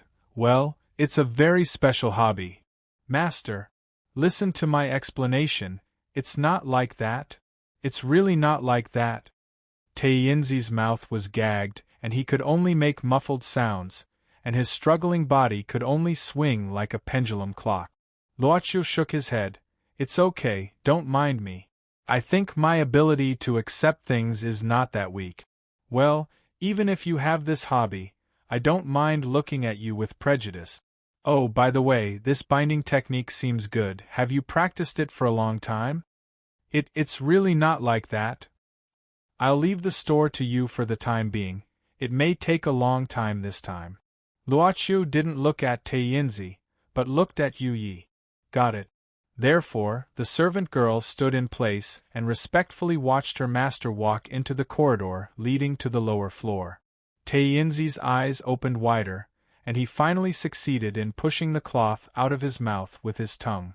At the moment when the boss disappeared, he blurted out, "Listen to my explanation." Boss Luo disappeared. Taiyinzi felt the deep malice from Miss Maid, whose heart was as black as ink in the club. I'm finished. My reputation is completely ruined. Perhaps Qinqiu, who was concentrating on comprehending with her eyes closed, also sensed this scene and smiled faintly. She probably felt it was interesting. Colorful, pink. When the light ball entered the altar, Luoqiu thought of the question he had a long time ago. Where did they go after all? Or what would they bring to the altar? He didn't know. The only thing he knew was that the sacrifice this time had given him a feeling of fullness, and all kinds of strange abilities had been strengthened by quite a bit. But this was something that would increase as long as he completed the transaction. Now he didn't care too much about it. What he cared about was that he got the second gold and silver card. What kind of change will the second card bring to the altar? Let me see. The golden and silver cards were still in front of Luoqiu. At the same time, the altar slowly rose again, revealing its hidden part. To be continued. Chapter 326. Rolling black smoke that looked like water was seeping out from the bottom of the rising altar. Luoqiu, who had experienced such a situation not long ago, wasn't surprised at all. When all the hidden parts of the altar were lifted up, Luoqiu walked directly in front of it. One of the 7 card slots had been embedded. Different from the first time, the altar seemed to be more active this time. The second gold and silver card floating in the air slowly flew into one of the card slots. It wasn't adjacent to the first one, but 2 slots apart. It seemed that there was a certain corresponding method. While thinking, Luoqiu raised his head and looked at the projection on the altar. This projection hadn't changed since the first time it appeared. It was a pale and deathly still sphere. Earth. After Boss Ren's second gold and silver card was inserted into the slot it belonged to, time seemed to have paused for a moment, but it also disappeared as if it was a natural thing to do. Because it was only less than a second, Luoqiu could accurately grasp his own time. His existence was no longer due to metabolism, because everything that determined his existence had been concretized into a numerical value. And this numerical value was time. He didn't have a fixed time, which was a fixed lifespan. It seemed that the most accurate counter was hidden in his body. So he knew his time better than anyone else. Nothing? Luoqiu frowned at this time. After the second gold and silver card was embedded, it didn't meet his expectations. The altar didn't change at all, so Luoqiu subconsciously observed the newly added gold and silver card. However, he vaguely sensed something amidst the strange pause. Luoqiu closed his eyes and began to recall. Did nothing really happen? No, it was like water dripping from a stalactite into a pool. A ripple spread out with the altar as the center. The speed of the ripple was immeasurable. In a flash, it spread to a distance that couldn't be seen clearly, as if there was no end. Luaccio just had a feeling that he seemed to have opened some kind of mechanism. When Luaccio came up from the lowest level, it had already been more than 2 hours since he went down. In the end, he could only give up for the time being. The former boss wouldn't ask Erex to send the second golden and silver card for no reason. Even the former boss didn't know that Luaccio had actually found the first golden and silver card by accident. He asked Erex to send this card to him. Maybe he just wanted him to notice the hidden part of the altar. Are you trying to pique my curiosity so that I can collect the remaining cards? That was probably the only conclusion that could be drawn. Of course, he didn't think that his predecessor was scheming against him. Every club owner had a mysterious sixth sense. Ever since this feeling was born, it had never been wrong.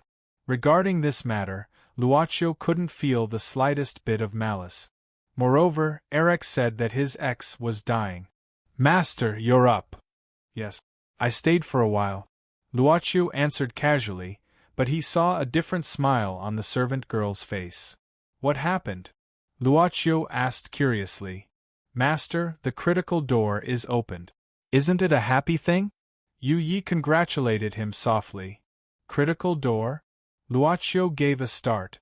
Who the hell knew what the critical door was? Yu Yi was stunned, covering her mouth with her fingers. Yu Yi didn't know. "I thought it was opened by Master." "Take me to see what it is." Luaccio frowned.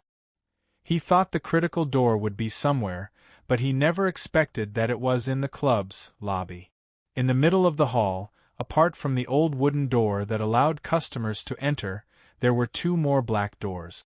They stood upright on both sides of the lobby. The black doors didn't have handles. Qin Chuyu seemed to be surprised by the sudden appearance of the 2 doors. At this time, she was silently observing Luaccio standing in front of one of the doors. Without saying anything, he pushed the door in front of him open. The black door stood upright without sticking to the wall. So theoretically, it would lead to the middle if it was opened. But obviously, Luaccio didn't see such a situation.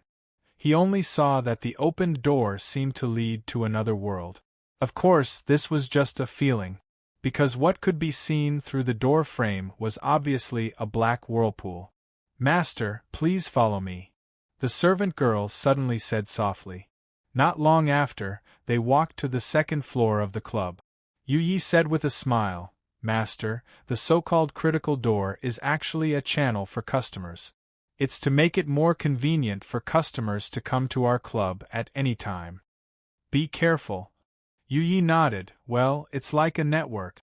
In different places all over the world, there are points for setting up clubs. As long as you are in the vicinity of this point and are qualified to be a guest of the club, you can summon the door from this point. Through the critical door, you can let the customers come here." "Teleport?" Luaccio gave a start. "Like I can go to any place I want to go?" Of course, Boss Luo only wanted to go to the city he was in, but it seemed that the distance had increased a lot. Luoqiu vaguely felt that he should be able to freely travel to several nearby cities. This time, he would return after sacrificing those souls. Of course, it's not a physical teleportation. Yu Yi shook her head. "Customers pass through the critical door, and their spiritual bodies come here to discuss in detail. Well, their projections. Well, Master, now you can light up 2 of the network points." "Only 2? Luaccio gave a start. He saw that there seemed to be nothing wrong with the 2 doors corresponding to 2 points. However, he originally thought that this was because all of the points could activate the critical gate. "Well, 1 door corresponds to 1 point." Yu Yi said softly. "The appearance of the critical door means that Master's ability has increased another step.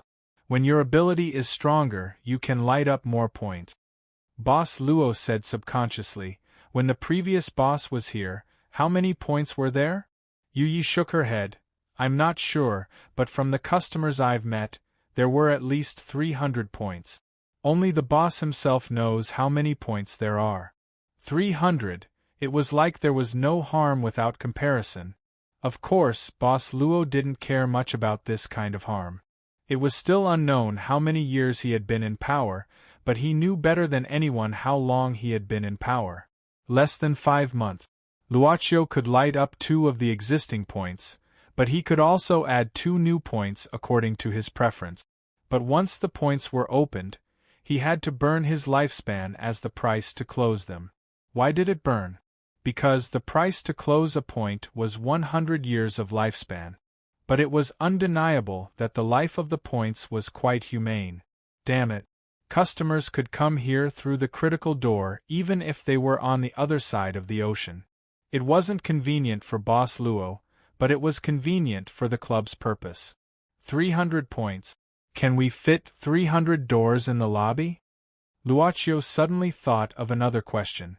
There are only 2 critical doors, but different points can overlap with the passage of the door. So it doesn't take up much space. This is probably the best news I've heard, Luocio said, but how to open this point, I'll think about it. Miss Maid had no opinion on the master's decision. This wasn't something that could be opened casually. Luocio had his own plan. Once the points were opened, he couldn't close one of them for a long time.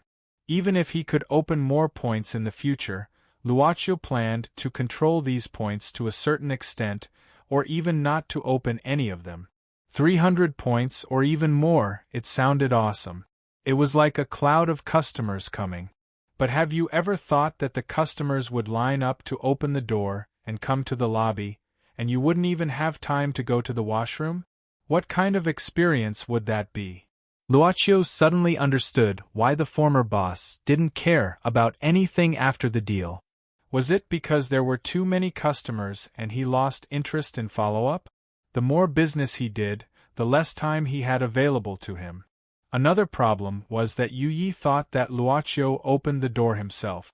Then he assumed that when his ability reached a certain level, he could open the critical door on his own initiative. Since it was something that could be opened on his own initiative, it meant that he had the relevant cognition. But obviously, he didn't have such cognition now.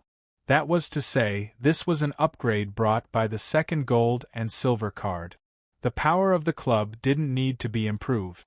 As long as the deal was established, its ability was endless. This was more like the opening of the function. A total of 7 card slots. Did it mean that when they were all assembled, all the functions of the club could be opened? But Luocio didn't understand now. As long as the deal was established, the club could do anything. Then what other functions should it have? Right, actually we could have explained it downstairs. Why did you come up? Luocio suddenly asked in confusion. Miss Maid opened her beautiful blue eyes and said softly, "Since the master doesn't know these things, how can I let others see the master's puzzled side? Wouldn't that be shaming the master?" Yu Yi, you're really great. Boss Luo suddenly had an idea. He wanted to say something, but that strange palpitation was instantly washed away. In the end, he just smiled slightly. To be continued. Chapter 327. Uncle Rat Monster, this is your medicine. Remember to take it 4 times a day. And then, in Long Shirua's pet hospital, the little butterfly monster, who had been working for some time, was counting her fingers and telling the patients what to pay attention to one by one. And what else? It doesn't matter if you don't tell me. I know it anyway. Uncle Rat Monster waved his hand quickly. No, this is my job. I must do it well. Why? Uncle Rat Monster glanced at the little butterfly monster who had recently become the hostess of the pet hospital and was getting more and more popular. He kept asking himself why? Why can't you remember what you said to the patient even though you have a math book on the table? Finally, remember to clean your body before going to bed every day. Dr. Long said that you are too dirty and don't take a bath. This is the reason why your skin disease often recurs. This little guy is so cute. If I didn't bring my baby here to get the asthma medicine, I would definitely flirt with him and reminisce about the memories of my youth. Abba, your tail is sticking up. Go away. Uncle Rat Monster pushed his son and left awkwardly. It was just a thought. This purity was almost extinct among the creatures, so Uncle Rat Monster didn't really intend to tarnish it. It was just that he was a middle-aged rat, so it was inevitable that he would lose some restraint. She is really popular, not like that old witch in the office. After saying goodbye to Uncle Rat Monster, Luo Dance suddenly heard such sharp words from the pet hospital's freeloader. Yes, that was what Sister Long called Miss Su Zijuan, freeloader. Sister Zijuan, be careful not to let Sister Long hear you. The little butterfly monster had to remind her, although she knew that this reminder seemed to have no effect. Long Shirua and Su Zijuan were like fire and water. Every time they met, they would quarrel for a while. It seemed that they would feel uncomfortable if they didn't ridicule each other for a day. Su Zijuan snorted coldly, clearly expressing her attitude. I'm not afraid. If she has the ability, let her bite me. The little butterfly monster was already used to this and simply sat down. She touched the bottle of milk with both hands and drank happily. She licked the remaining white liquid off her lips and began to read the book in her hand. What is this? Su Zijuan directly took the book from the little butterfly's hand and casually skimmed through it. Then she indifferently said, "This kind of thing written by humans is just a waste of your time. It's better to cultivate. You're too skinny. If you don't cultivate, when will you become fatter?" Fat. Luo Dance was stunned. She was a butterfly demon who had read an entire Chinese dictionary, but she didn't know why fat could be used to describe the level of cultivation. Su Zijuan said indifferently, "What I mean is, more powerful." The little butterfly monster's feet shook under the table, and then she blinked her eyes and said, "But as long as I have enough monster power, it's fine. Sister Long is here, it's very safe. Besides, the things written by humans are very interesting, and I can't understand many of them." Su Zijuan said indifferently, "We've unlocked our spiritual wisdom. Our wisdom is more than 2 times higher than that of humans. It's too bad that you can't understand the things written by humans." The little butterfly monster didn't mind. She wasn't the kind of person who was easily angered and didn't want to argue. When she just stepped out of society, she always remembered what the boss of the bun shop and the ant taught her. Be kind to others and enjoy themselves with them.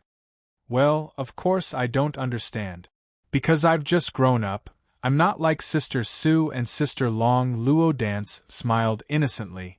By the way, Sister Su, you've seen so much, so your knowledge must be very rich. It's just SOSO. Su Zijuan hummed.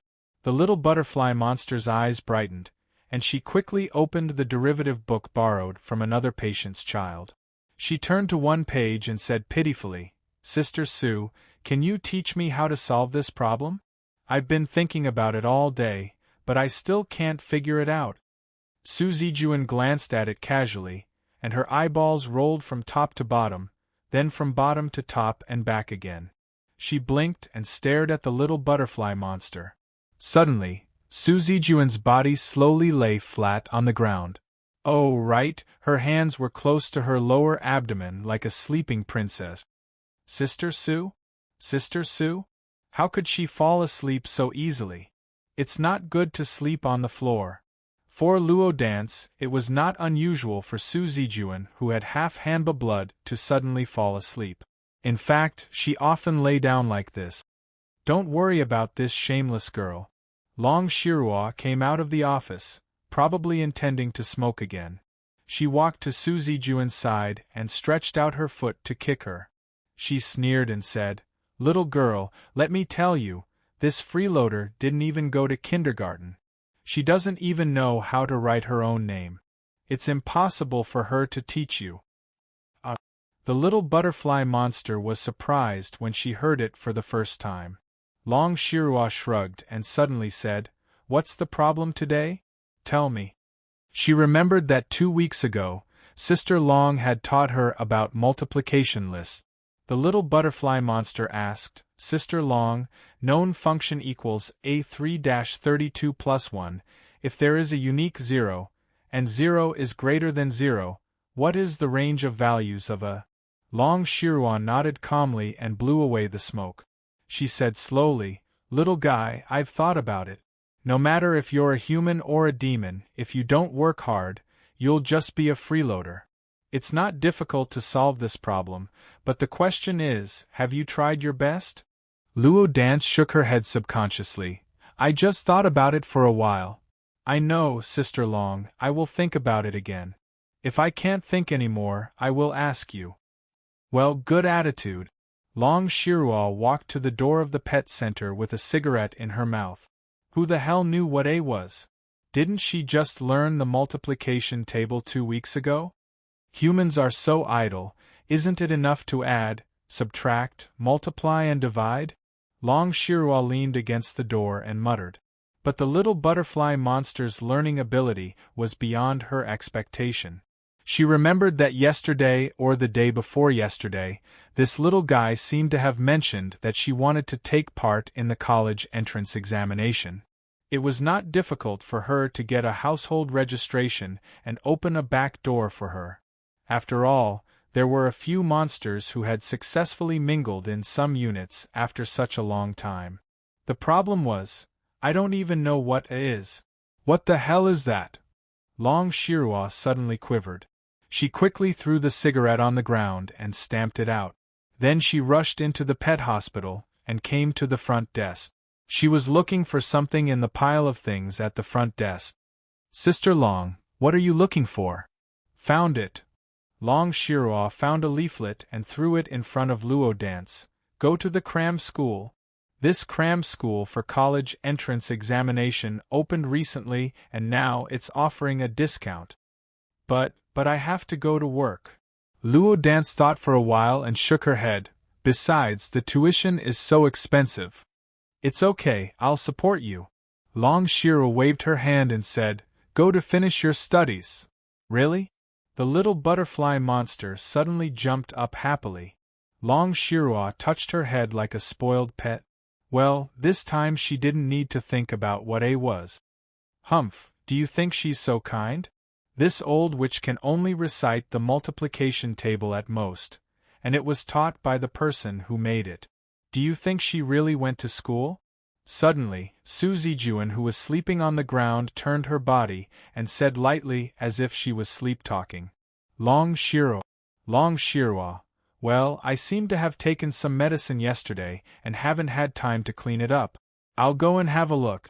"Ah ha ha ha, ha ha." She floated away.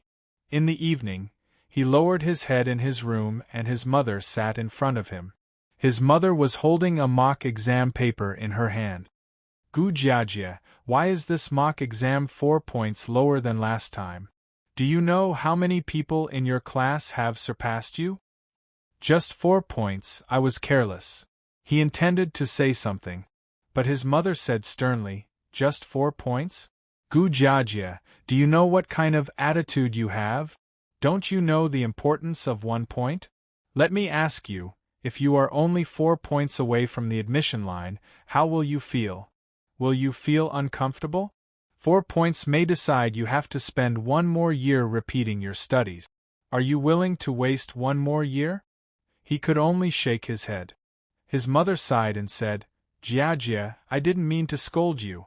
Do you know how tired your father and I are working outside? But we don't talk about this when we come back. Save some money at home. We all let you attend 1 more cram school. Why? It's to give you more advantages than others. But have you been lazy recently?"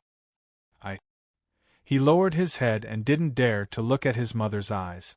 Seeing this, his mother sighed and shook her head. "Think about it, this kind of attitude is not right.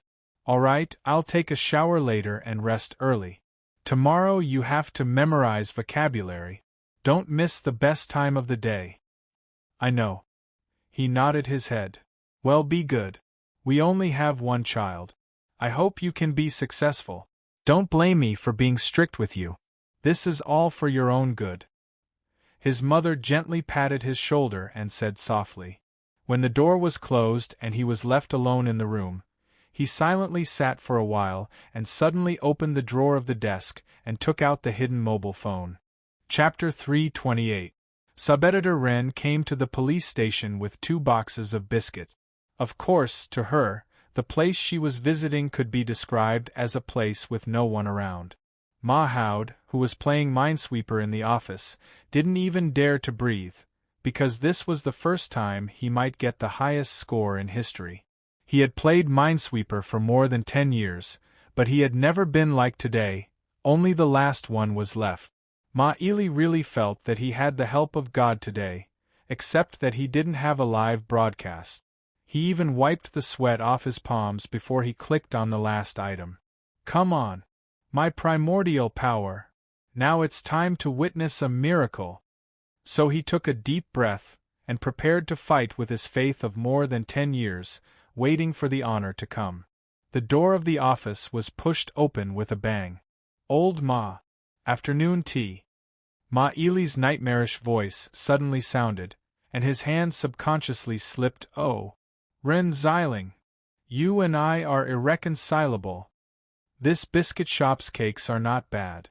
Ma Howd took a bite, but looked at this troublesome woman with his usual vigilance. How much is the fine this month? Be honest, I won't do more than 10 tickets. Exactly 10 tickets. Ma Howd pinched his eyebrows, sighed, and simply picked up the second biscuit. Anyway, it's a waste not to eat, this work must be done. It's better to eat more, so as not to let the people outside take advantage of it. Little Luochio is back? Yes. Got off the plane yesterday. Oh yes, this is a letter he asked me to bring you. Seeing that it was an ashtray, Ma Ely immediately picked it up with a smile, and looked at it carefully. This is good. Luochio knows me well. Not long after, Ma Howd leaned on the table, approached and whispered, Last time you said that little Luochio has a girlfriend. What does she look like? Ma Howd, when did you become such a busybody? Wren Zyling smiled and said, You've been very free recently, haven't you? Didn't you say you were going to work overtime like an old dog? Ma Howd casually replied, That's a long time ago. The city's leaders are already very conscientious. They are not paralyzed at home and are still working. Are you really free these days? Wren Zyling suddenly asked. I don't have any materials for you. Ma Howd knew all too well what this woman was thinking. The world has been peaceful recently.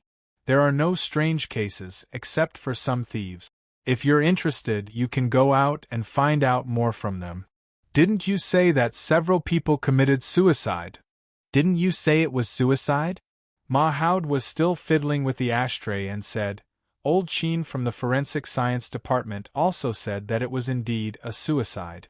Although it's a bit of a coincidence that they were all students, they didn't have any grudges. They were all recognized as good students, and they didn't study in the same school. But what?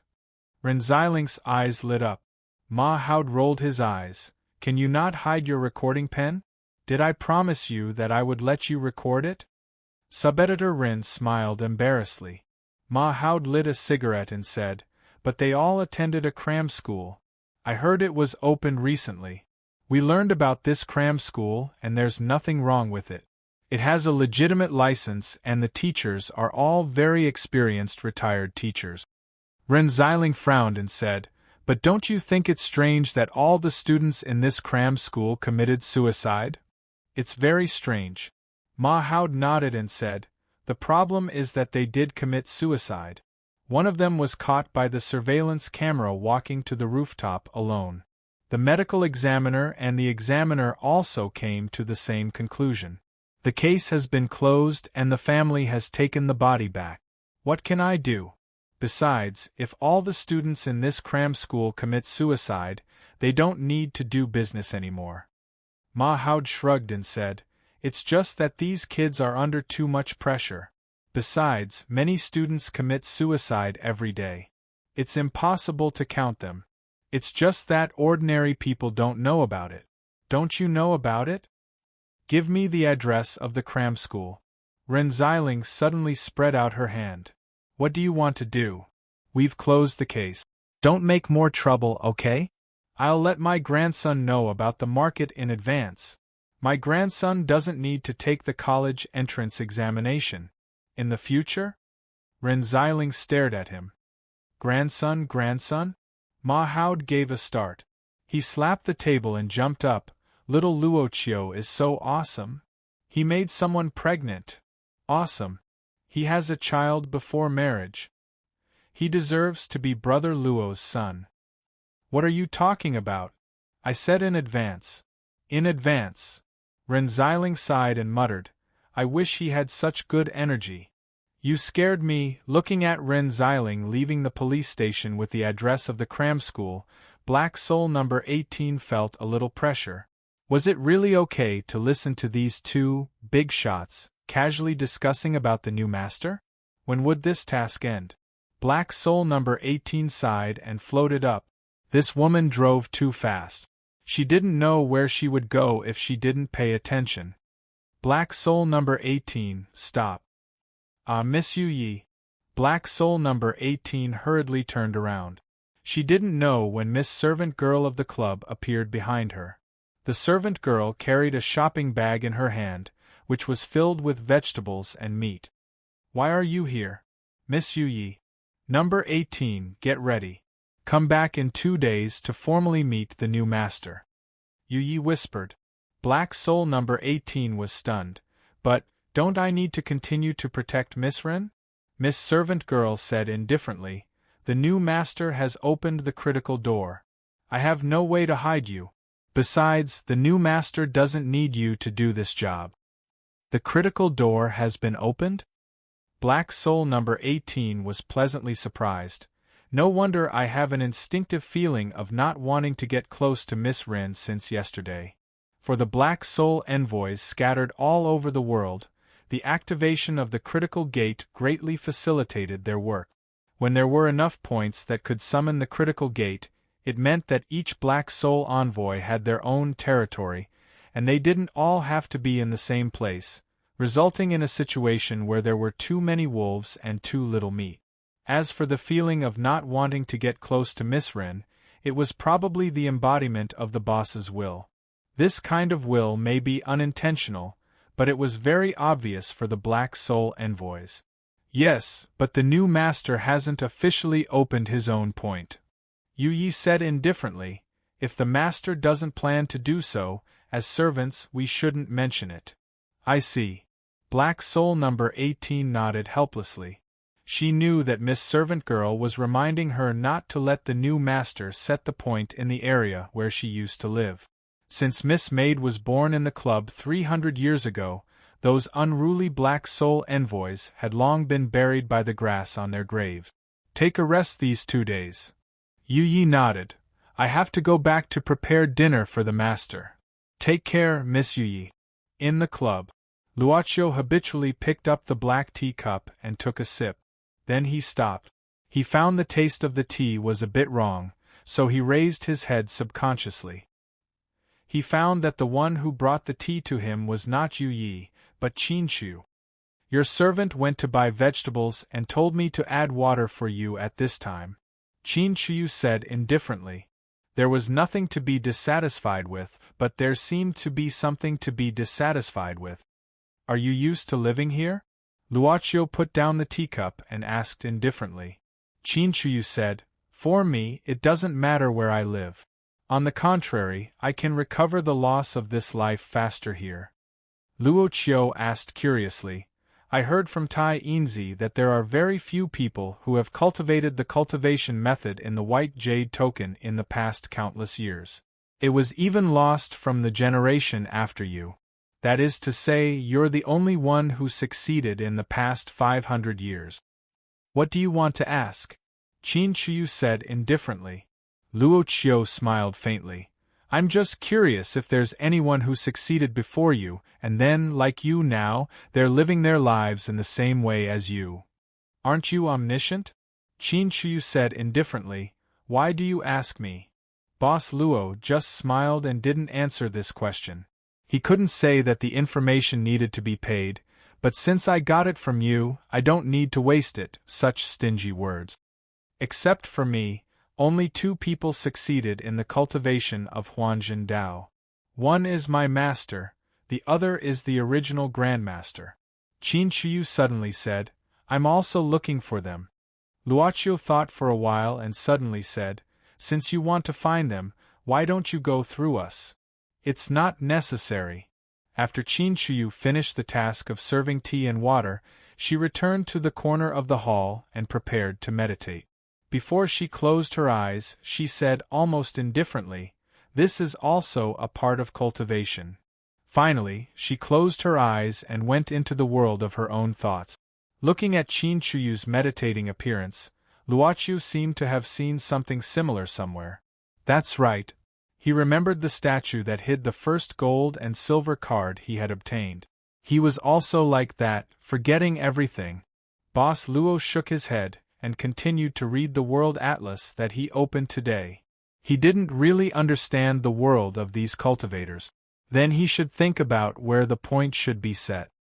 Number 24 Gaojing Road. Yes, here. After checking the address in her hand and finding the destination, Ren Xiling stopped the car. She looked around, there were office buildings nearby and the farthest commercial street was 2 kilometers away. It was quiet in such a place where office buildings were concentrated. It seemed to be suitable for cram classes. The boss of this cram school is quite attentive. Ren Xiling looked around and prepared to go up to the cram school floor of this building. Just as the elevator doors were about to close, an anxious voice could be heard saying, wait, please wait. Ren Xiling pressed the button to open the door and saw a pretty clean girl trotting in, about 10 years old? Yes, she was carrying a box of Talensu. Did she also come to the cram school? To be continued. Chapter 329. Which floor do you want to go to? Ren Xiling decided to test the little girl. On the Chinese website, the little girl was stunned for a moment before she hurriedly pulled out a neatly folded leaflet from her bag. Yes, it's here. Found it, 11th floor. 11th floor. Ren Xiling looked at the little girl's reaction. Are you going to sign up for this cram school? Yes. The little girl revealed a smile that made sub-editor Ren feel very bright. Sister Long asked me to sign up. Who knew what Sister Long was like? But Ren Xiling thought the little girl was probably the type who seldom went out. Was she a rare animal? How could she reveal her information so easily? Auntie, are you going to the cram school too? The little girl suddenly asked with her head tilted. Auntie, ah? Ren Xiling approached the little girl without saying a word. Perhaps it was because of the pressure, the little girl subconsciously stepped back. She knew that her body was completely pressed against the side of the elevator, and there was no way to retreat.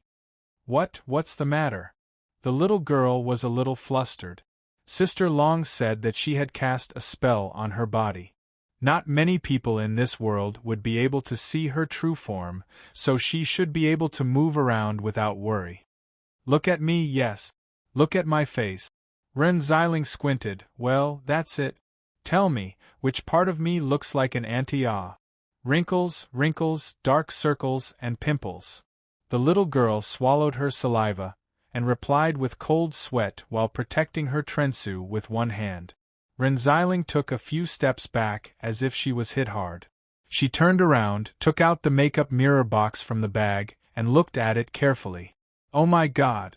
During Luo Qiu's trip abroad, he had been working overtime and eating instant noodles every day. Although she knew that she had dark circles under her eyes, when did the crow's feet appear? Damn, when did the pimples come out? How could the little girl's eyes be so sharp? She clearly didn't notice it before she left the house. She only had 2 shallow lines. Ah, big sister, are you okay? The little girl looked strange and couldn't help but ask with concern. Nothing, I'm just.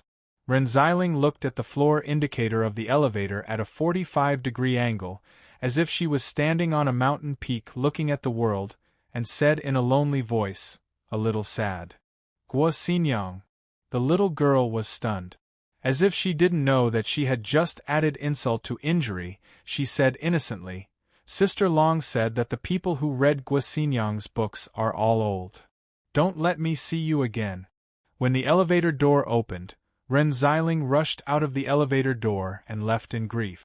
However, Ren Xiling soon saw the girl at the front desk of the cram school. If you want to sign up, fill out this form first.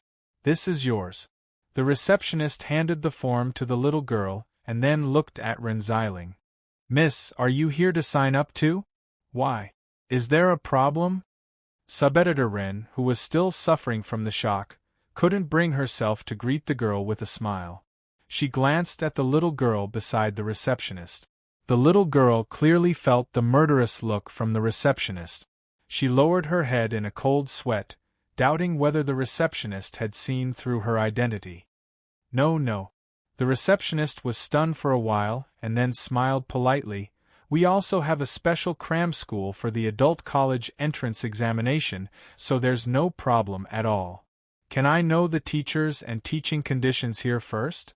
Ren Xiling asked casually. The receptionist smiled. Yes, of course.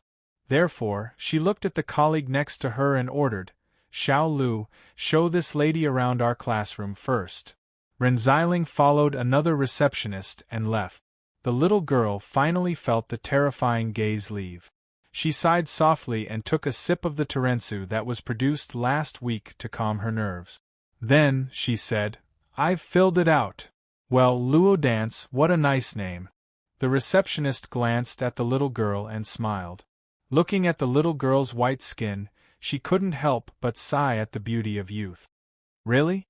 The little butterfly monster smiled happily and said casually, A very nice boss changed it for me. Although she didn't know why the name was changed by the boss instead of her family, the receptionist didn't ask too much and began to read the form carefully. Soon, she frowned and looked at Luo Dance, saying, Well, miss, can you sit over there for a while? Oh, okay. Seeing the smart little girl away, the receptionist picked up the phone and called the leader. Manager, a guest has just come. But there's still some educational background in the information. It's written on the school's website. Home correspondence study. Do you think it's okay? Home correspondence study? Let's get her to do an academic test first. Okay. The receptionist nodded and then waved to Luo Dance. Miss Luo, please come with me first. You need to do a test first. Okay. However, Ren Xiling walked around inside and didn't find anything wrong with it. As Ma Haud said, most of the teachers here were old people who were hired after retirement. It was too abrupt to ask to see the cram school's boss. Subeditor Ren, who didn't want to reveal her identity as a reporter, soon lost interest. She followed the receptionist to the front desk and found that the little girl had disappeared. Miss, do you need anything else? Do you have any information, brochures or something like that? I want to study it. Ren Xiling said casually. The receptionist nodded. No problem, please wait a moment. Ren Xiling leaned on the front desk and felt bored. Suddenly, she glanced at the form that had just been filled in. Luo Dance? Did the father who changed this name watch too many period dramas? 18 years old? Ren Xiling suddenly narrowed her eyes, licked her lips and smiled like a mischievous child. She quietly picked up the pen. Call me Auntie. She added a small stroke on the 1, making it 78. Subeditor Ren's spiritual victory had always been very powerful. Well, we will inform you when the test results are out. The receptionist saw that Luo Dance finished 3 test questions in 1.5 hours. She finished 1 test question in half an hour on average. By the way, this is the information that has just been filled in. Check it again. If there is no problem, you can wait for the notice. The receptionist glanced at the form. Hey, did you make a mistake here? 78. The receptionist smiled. It says 78 years old here. The little butterfly was stunned. She didn't remember that she had made a mistake.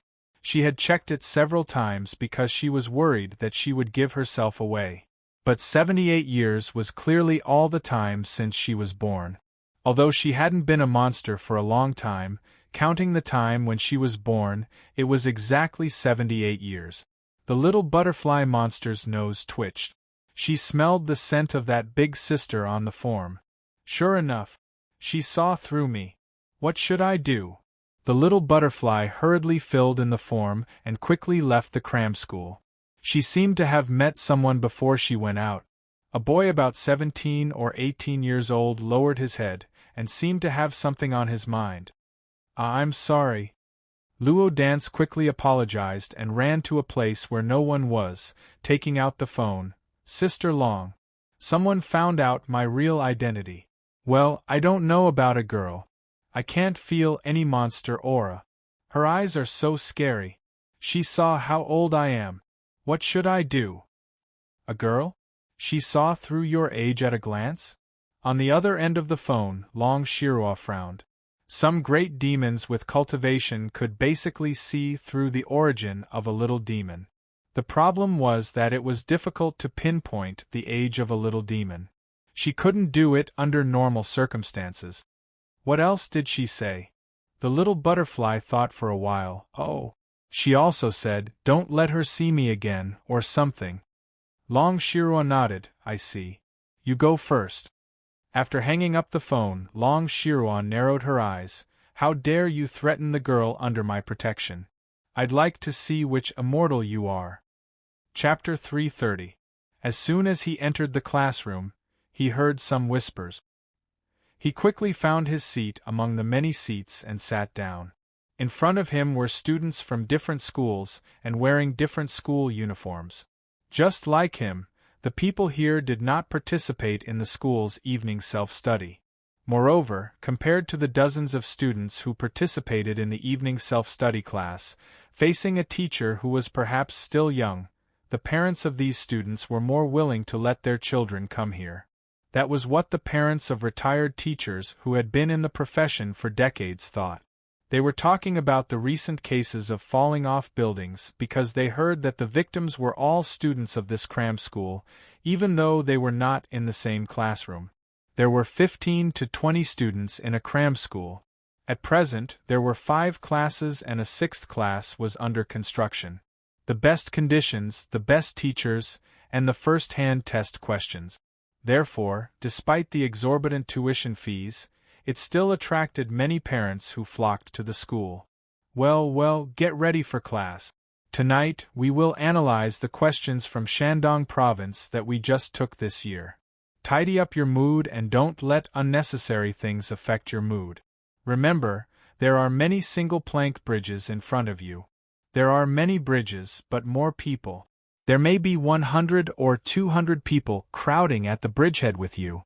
Although the old man had retired, his temper didn't seem to be restrained much. Gu Jiajia looked at the students who had begun to write and look at the podium, and hurriedly adjusted his mood. Among the teachers of this cram school, this old man was known as the god of black face. But at this moment, his cell phone suddenly vibrated. Gu Jiajia glanced at the old teacher on the podium cautiously and quickly looked down at his cell phone. SMS. 9 o'clock, same place. I'm back. When the door was opened, Luochio saw Ren Xiling walking in listlessly while tidying up the house. Subeditor Ren glanced at the clean living room and showed an ugly smile. Then she sighed and slumped on the sofa, waving her hand. I was going to tidy up before you came back, but I forgot. Luochio was used to this woman's self-righteous laziness, so he didn't say anything. Instead, he poured a cup of warm water and put it in front of Ren Xiling. Thank you. Ren Xiling moaned and suddenly sat up straight, looking at Luochio. Boy, sit here. She patted the seat beside her. No. Ren Xiling gave a start and raised her eyebrows. She angrily pulled down Boss Luo's arm. Fuck, sit down. Look at me. What's up? Look at me. Ren Xiling patted her cheek. Look at my face, be serious. Boy, I want to ask you a question, you have to answer me honestly. But before Subeditor Ren could ask the question. Dark circles, 2 wrinkles, acne. Luochio said lightly, you probably want to ask these questions. In fact, it's nothing. Don't stay up late, don't eat instant noodles, and live a normal life. By the way, drink more warm water, don't drink soft drinks. Ren Xiling seemed to have received a devastating blow, saying pitifully, So, I really look like an auntie? Luochu turned on the TV and said while watching, "What happened today? I tell you, today I let a little girl call me auntie. God! I'm only 29 years old. It's time to call you auntie. Brat, do you still want to be a family member? How can you hit me when I'm down like this?" Ren Xiling said pitifully, "You Luos only know how to bully me. Us." Luochu gave a start. "That little girl's surname is also Luo." Ren Xiling hummed, "Maybe you were a family 500 years ago. She's just a little younger, with better skin and cuter. What's the big deal?" Luochu suddenly asked, "What's her name?" "Luo." "Luo what?" Ren Xiling frowned and thought for a while. "Oh, Luo dance. Her father must have watched too many period dramas. Was that little butterfly still in this city?" Luochu shook his head. "We weren't a family 500 years ago. I'm just saying, why are you so serious?" Ren Xiling patted Boss Luo's head. "I'm going to take a bath and sleep. No, no. From today on, I'll go to bed early and get up early." "Have you eaten?" Luochu asked softly. "No. I'm on a diet." Seeing Ren Xiling rushing into the bathroom, Luochu smiled and began to pack up the things brought back by this woman. "Cram school?" Just like that, a brochure fell to the ground. Luochu opened the brochure and read it carefully. Suddenly, a glimmer of light flashed in his eyes. He raised his hand and the brochure flew out from his hand to the center of the living room. The brochure began to open and then began to project some translucent images of what had happened. Boss Luo looked at these images silently. When he saw sub-editor Ren licking her lips and drawing something with a pen, he smiled subconsciously. "Auntie. That's it." He shook his head and waved his hand. The images disappeared. Luochu stood up and packed up the rest of the things. He turned off the light in the living room and went back to the room, thinking about the little butterfly. This little butterfly was very studious and even attended cram school. He quietly fell asleep in his clothes. Early in the morning, a lot of people had gathered in the community. At this time, Ma Ili, who was eating a hamburger, pushed through the crowd and walked in. "Clear the crowd and be careful not to destroy the scene. Is the forensic old Chin here? Then who, see if there's the most troublesome record." Ma Haud suddenly stopped and looked around with a guilty conscience. The young police officer beside him quickly said, "Ma Ili, your sister-in-law is not here." Ma Haud awkwardly cleared his throat and coughed twice, saying in a deep voice, "Kick those annoying reporters out. What are you waiting for? Go." "Yes." Ma Haud straightened his chest and walked to the blocked scene with his head held high. He hadn't shouted this sentence for a long time. It was even more satisfying than eating a bowl of sour plum sauce shaved ice. "Ma Ili, you're here." The police officer who blocked the scene quickly saluted at this time. "Tell me the situation." Ma Haud nodded and ordered casually. The police officer quickly said, "The deceased should have fallen from a high altitude. As for the location, it needs to be checked. The body was found by the community's janitor, Auntie. The identity of the deceased has been found. He is a resident of this building, on the 12th floor. The deceased is a male, 18 years old, named Gu Jiajie, a fresh graduate of No. 3 high school in the city." "Why is he a student again?" Ma Haud was stunned. He deeply frowned and glanced at the scene. On the stone bench not far away, a couple in pajamas hugged each other and cried bitterly. "Who are they to the deceased?" "Oh, they are the parents of the deceased." The police officer opened the small book. The man is Gu Feng, the woman is Shin Meihuan. Chapter 331. Ma Haud gave some tissues to Shin Meihuan and then looked at Gu Feng, who was barely able to keep calm. "Hello, Mr. Gu, I'm Ma Haud. Do you mind if I ask you something?" "Go ahead." Gu Feng took a deep breath and answered reluctantly. Ma Haud nodded. "When was the last time you saw Gu Jiajie?" Gu Feng thought for a while and said in a hoarse voice, "Last night, about 11:30. I chatted with him before going to bed, but I didn't expect. Does your son have any enemies recently? Or is he behaving strangely? Ma Hao had to pretend that he didn't see his son's expression and continued asking. Gu Feng shook his head and said, "My son is very sensible and never causes trouble outside. He is also very filial. Recently there is nothing unusual about him." "Did you give your son a phone?" Ma Hao continued to ask. "Yes, I did." Gu Feng quickly said, "It's the latest model. I gave it to him during the summer vacation because he did well in the exam last semester. I went with him to buy it." "Well, Mr. Gu, we can't confirm the cause of your son's death yet," Ma Hao said slowly, "but I want to take your son's phone back and have a look. And we'll also go to your son's room. Also, I have to remind you that the forensic doctor may dissect your son's body if necessary. I hope you can cooperate with him." "What? Dissect my son's body?" Hearing this, Shun Meihuan cried sadly, "My son is like this, and you still want to dissect his body?" Ma Hao had to say, "Madam, don't you want to know whether your son committed suicide or something else happened to him?" Shun Meihuan suddenly had no idea.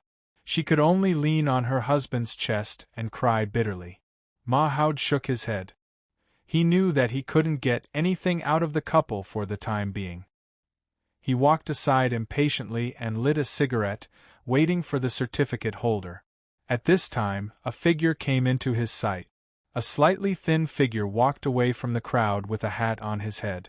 Ma Hao subconsciously wanted to go up, but he heard a policeman's voice. "Ma Hao, the certificate holder is coming." Oh, okay, I'll be right there." Ma Hao had already lost sight of the figure, but there were still many onlookers in front of him. Officer Ma was immediately dissatisfied. "You! Didn't I ask you to evacuate the onlookers? Where is he?"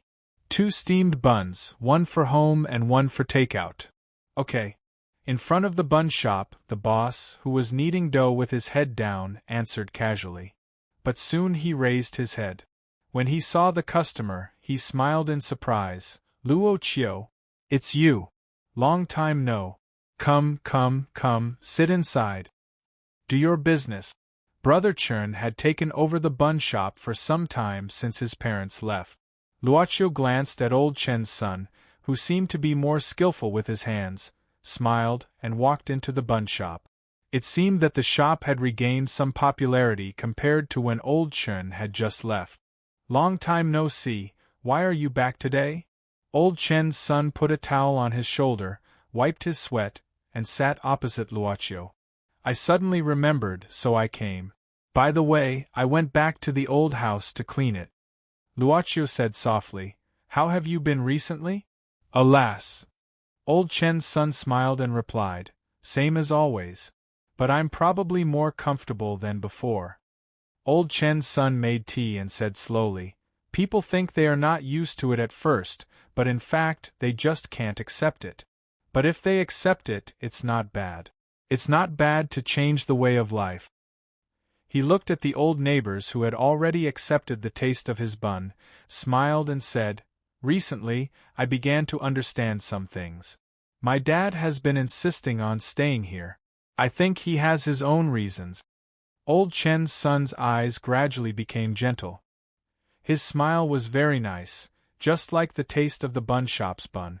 Human touch. "It tastes good." Luoqiu opened a fresh bun, tasted it, and praised. Old Chen's son smiled honestly. "That's good. I was afraid that you would say it didn't taste good. You're so scary when you're not smiling, just like a little old man. I don't know when you'll say something scary, and you're so serious." Luoqiu sighed and didn't say anything. At this time, another customer came to the bun shop. She stood in front of the shop and whispered something. Old Chen's son glanced at Luoqiu. "This little girl is here again." Luoqiu turned his head and saw a woman wearing a mask and a hat. "Little girl?" Her voice doesn't sound loud. Old Chen's son nodded. "It should be a little girl. In the last 1 or 2 months, she came back once every 1 or 2 days. Every time, she would buy a lot of buns." Old Chen's son shrugged, "But she rarely talks. Every time she pays, she takes the things and leaves." She left again. This time, she seems to be in a hurry. After the little girl paid the bill, she lowered her head and hurriedly left. No one knew what she looked like. Boss, leave the buns here first. I'll come back to get them later. Luocio suddenly stood up and said, Oh, okay. In an alley in the old town, the little girl carrying a big bag of buns stuck close to the exit of the alley. She cautiously poked her head out and looked at the way she came. She seemed to be relieved. She patted her chest and turned around. She pulled down her mask and took a whiff of the buns in the bag. She smiled. Does it smell good? Yes.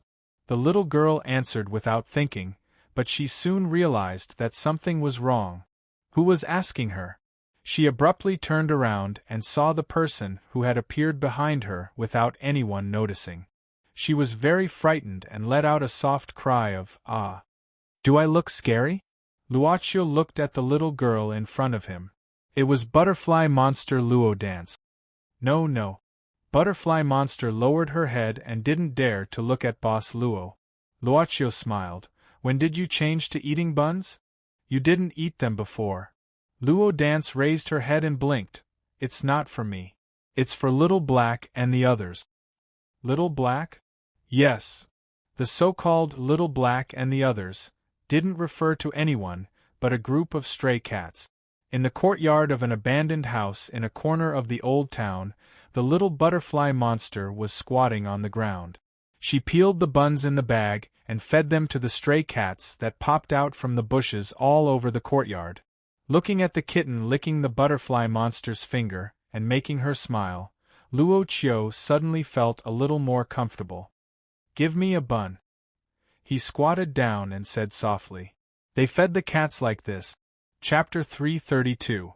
This is Little Black, this is Little White, this is a flower, and this is cotton candy. This is honey, this is milk, and this. Listening to the little butterfly introducing the names of these stray cats as if they were family treasures, Boss Luo suddenly felt something was wrong. Chinese network, the first names were fine, but why did the latter names become strange? Did they reveal something? They seem to like you very much. Luo Dance blinked, looking at these stray cats she had been feeding for a long time. She found that even if she was here, they would be closer to the club boss, a stranger. Do you often come to the bun shop to patronize the shop's business? Luocio picked up a stray cat and asked. Because the shop's business doesn't seem to be very good, the little butterfly said gloomily, but she soon cheered up. But the business is getting better recently. Have you been working recently? Thinking of this little butterfly as a monster was so hungry that she had to wander the streets. It seemed that she would not use her monster power casually. It was easy to imagine where her money came from. Yes. The little butterfly nodded. I met a nice sister some time ago. She took me in and let me work in her shop. But, without her permission, I can't tell you her name. It's okay. Luocio smiled, but then he heard the sound of stomach rumbling. This little butterfly demon had been in the society for some time and had probably learned a lot. Her ears turned red on the spot. She lowered her head in embarrassment, touched her stomach, and smiled awkwardly. Drink. The little butterfly looked at the bottle of honey in Boss Luo's hand in surprise, blinking her eyes. I bought it when I just came out. Luocio opened the bottle cap. It should be the same brand as last time. I think you can drink it. Little Butterfly suddenly remembered that the boss also gave her a bottle of honey last time, but she was too hungry and rushed to drink it.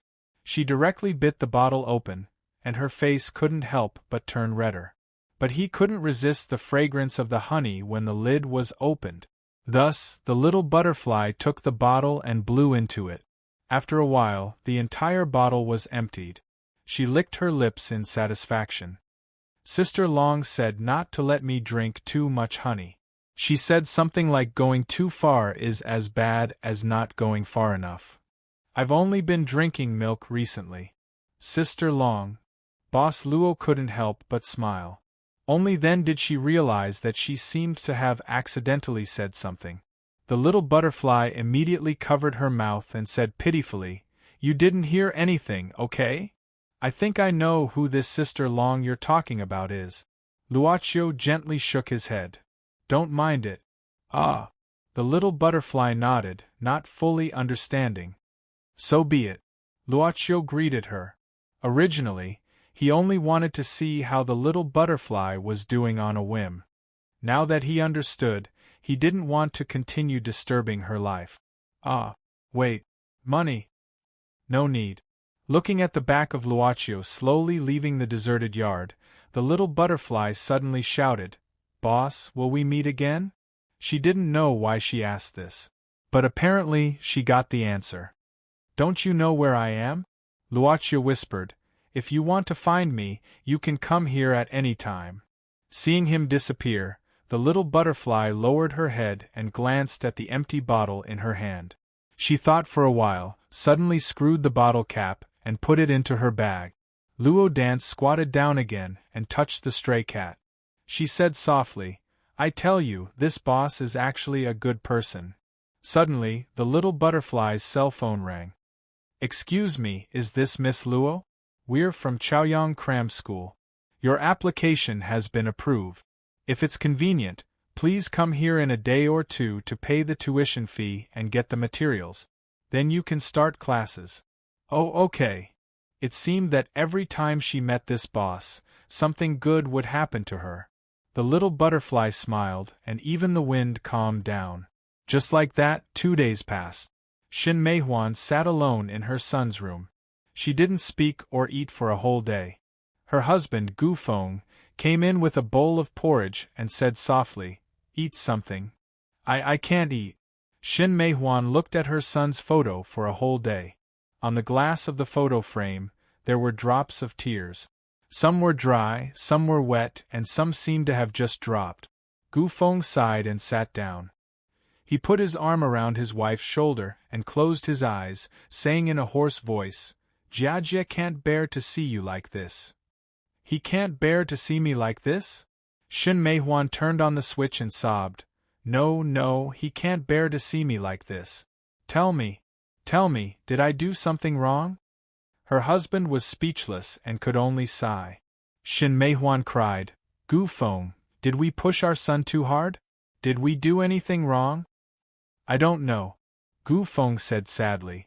Maybe I didn't really take responsibility as a father. We never understood Jiajie's real thoughts. It's me. Shin Meihuan suddenly stood up and beat her chest vigorously. She said sadly, It's all my fault. I shouldn't push him. I shouldn't be so strict to him. I thought it was good for him. It's me. Seeing that his wife couldn't control herself and was knocking her head against the wall, Gu Feng was shocked. He hugged her from behind and shouted, Calm down. Is it useful to do this? Are you planning to leave me alone in the end? Shin Meihuan suddenly stopped. She covered her face with her hands and sat down, crying, How will Gu Feng live in the future? I don't know how. Gu Feng let out a long sigh. All of a sudden, there were only 2 people left in this house. It was cold and cheerless. How were they going to spend the next few days? It's suicide. Ma Ili was stunned. He looked at the autopsy report brought by Old Qin from the forensic department and frowned. Old Qin, is it confirmed?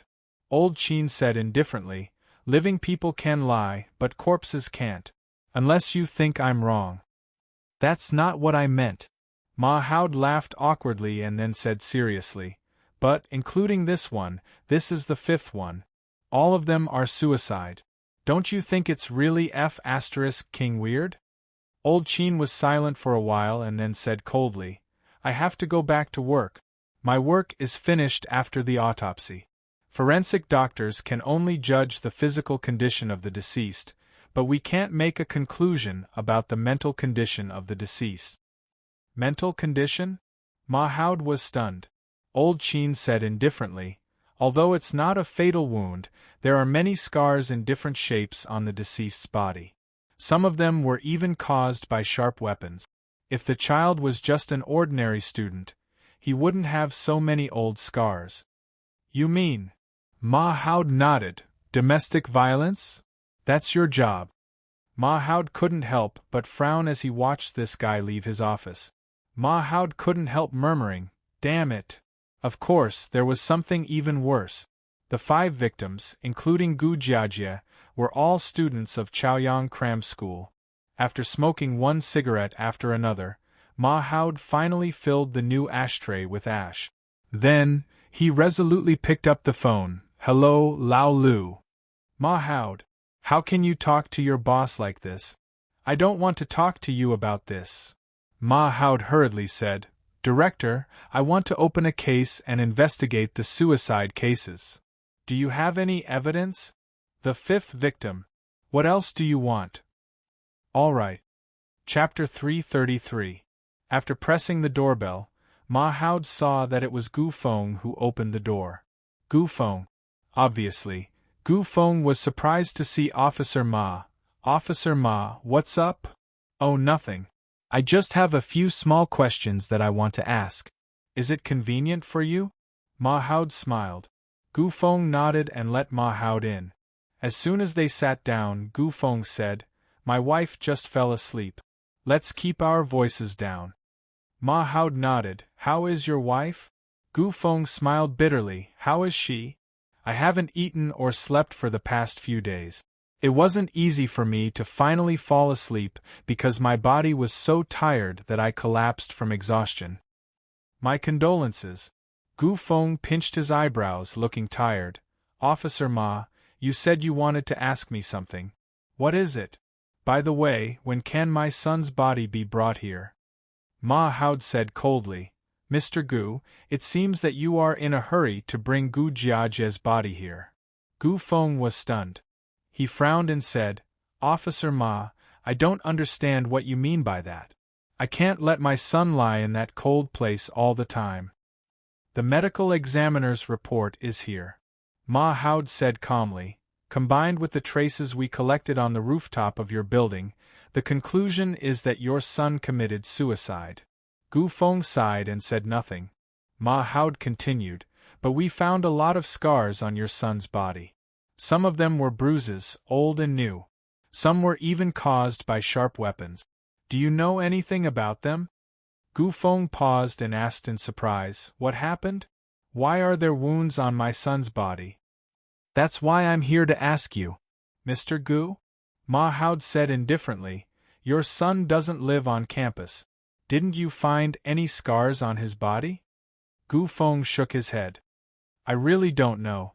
Perhaps he fought with someone outside without telling us, but he didn't dare to tell us. Now it seems that this son of mine is indeed hiding a lot of things from us. Why would he commit suicide? I'm afraid we never had a good idea of what he was thinking." Mahoud said indifferently, "Mr. Gu, you're still so calm even though your son just got into trouble. You're really strong." Gu Feng sighed and said, "Life still has to go on. Now that my wife is like this, if I continue to be passive, this family will fall apart." Mahoud suddenly sneered and said, "Even if this family falls apart, doesn't Mr. Gu still have another family?"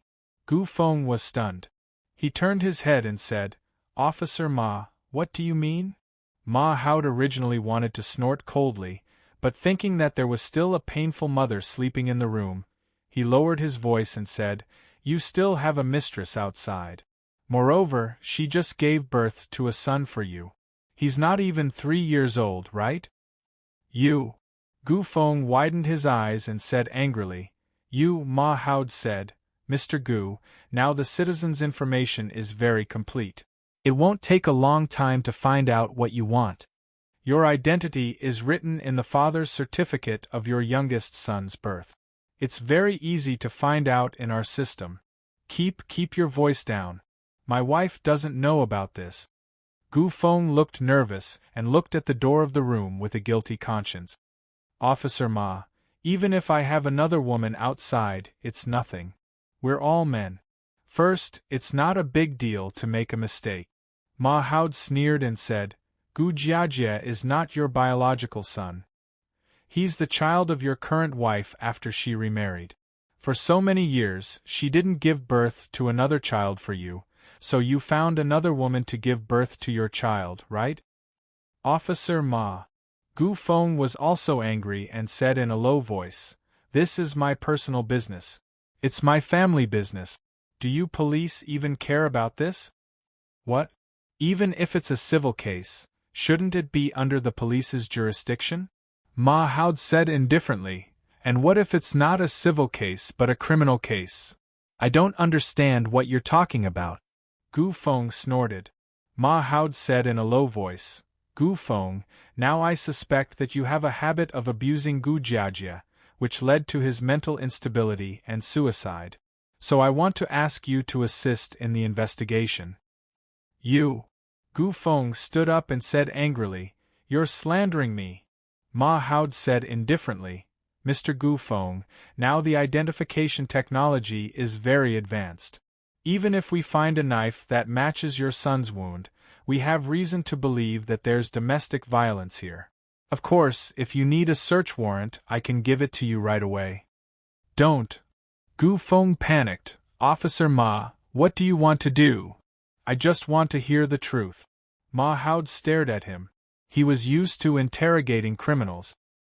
His eyes were like the immovable Wisdom King, which was very scary, the truth. Gu Feng was in a cold sweat and lowered his head. I admit that I did beat him, but I really don't know why he committed suicide. You don't suspect me, do you? Tell me, why did you beat him?" Gu Feng sighed. "Officer Ma, you know, he's not my biological son. I have a lot of work pressure and sometimes I can't control myself. But I promise I didn't beat him too much. I just beat him a few times and he would stop soon. I also blame myself, so I bought a lot of things for him." "A few times? You've already used a knife and you still want to be gentle?" Ma Hao sneered. Gu Feng was frightened. It was just an accident. I didn't expect that he would suddenly contradict me. I was so angry that I beat him. Fortunately, it's just a small injury. "Fortunately, it's just a small injury?" Ma Hao was angry. "You beat a child with a knife. How dare you say it's just a small injury? If he's not your biological son, then isn't he your son? You scumbag!" "Officer Ma, I can sue you for what you just said." Gu Feng narrowed his eyes. "Suit yourself." Ma Hao snorted. "Didn't I fill my desk with complaints that day?" "Mr. Gu Feng, since you admit that you have the habit of abusing your son, please come with me now. We suspect that your son committed suicide because of your long-term domestic violence." Suddenly, there was a sound of a cup falling on the ground. Shen Meihuan woke up and stood in front of the door like a wooden chicken.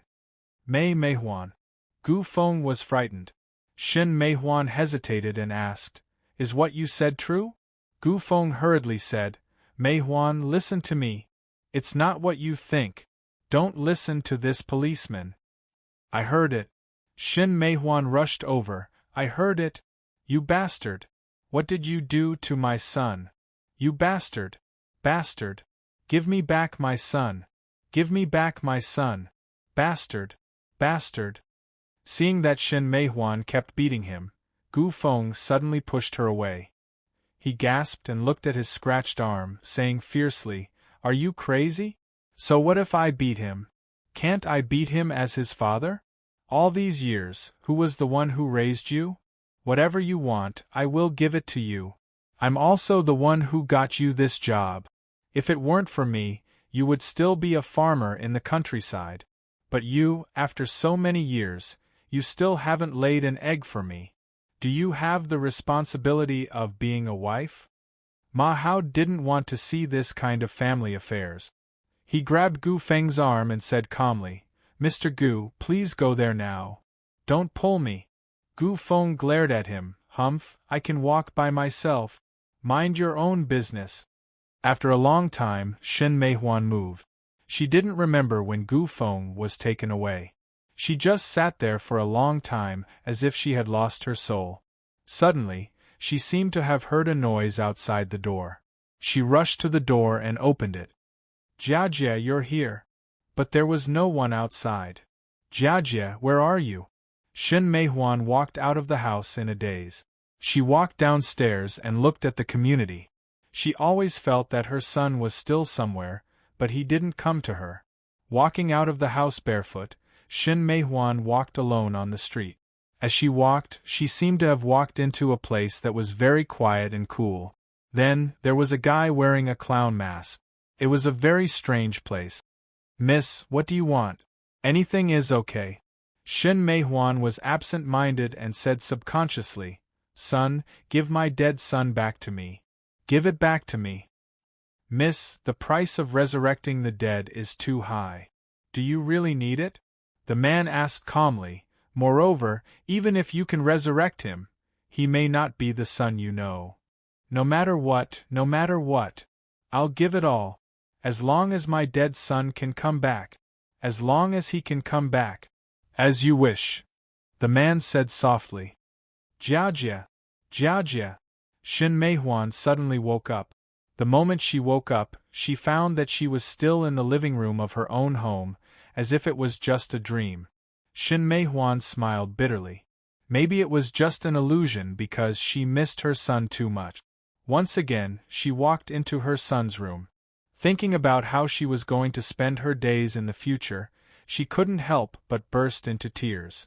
But the moment she opened the door, she was stunned. She saw her son sitting on the edge of the bed. His eyes were open, and he was not moving at all. Yes, he was sitting there. His eyes could blink. Everyone was alive. "It's true." Shin Mei-hwan rushed to her son's side and hugged him tightly. But she found that his body was cold. He couldn't speak. To be continued. Chapter 334. Even if he is resurrected, he may not be the son you know. Shin Mei-hwan began to understand the meaning of this sentence. She couldn't hear her son's heartbeat from his chest, but he could walk. His body was cold, but his muscles were as soft as ordinary people. He didn't speak, but responded to others' words. He didn't know how to think, and his behavior seemed to be instinctive. The living dead. Shin Mei-hwan didn't know when this terrible idea came into her mind. But no matter what, you are my son. Shin Mei-hwan held her son's face with both hands and whispered, "You are my flesh and blood, no matter what you become."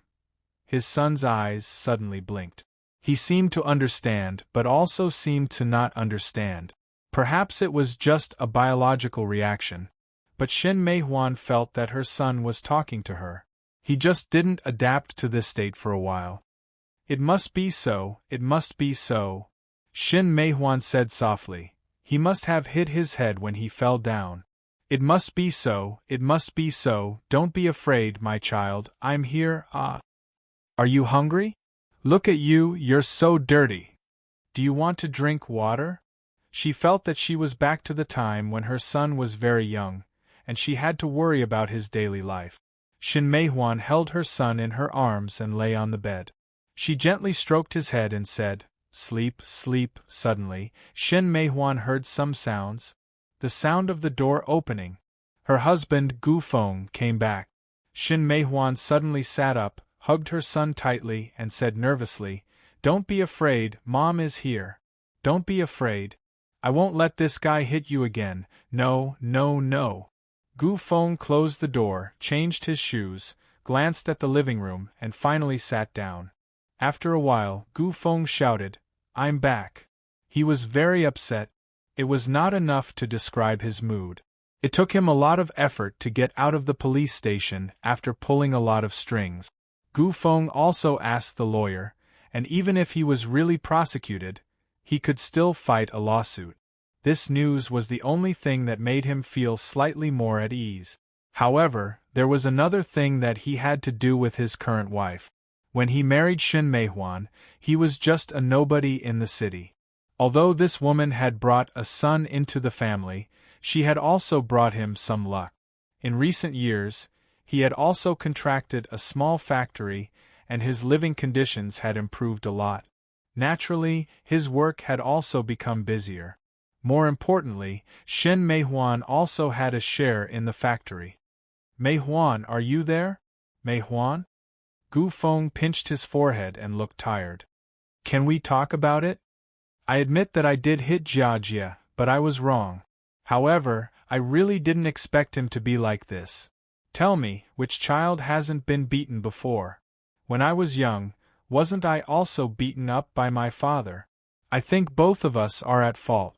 I hit him, but you didn't take good care of your son either, right? Beautiful? Beautiful?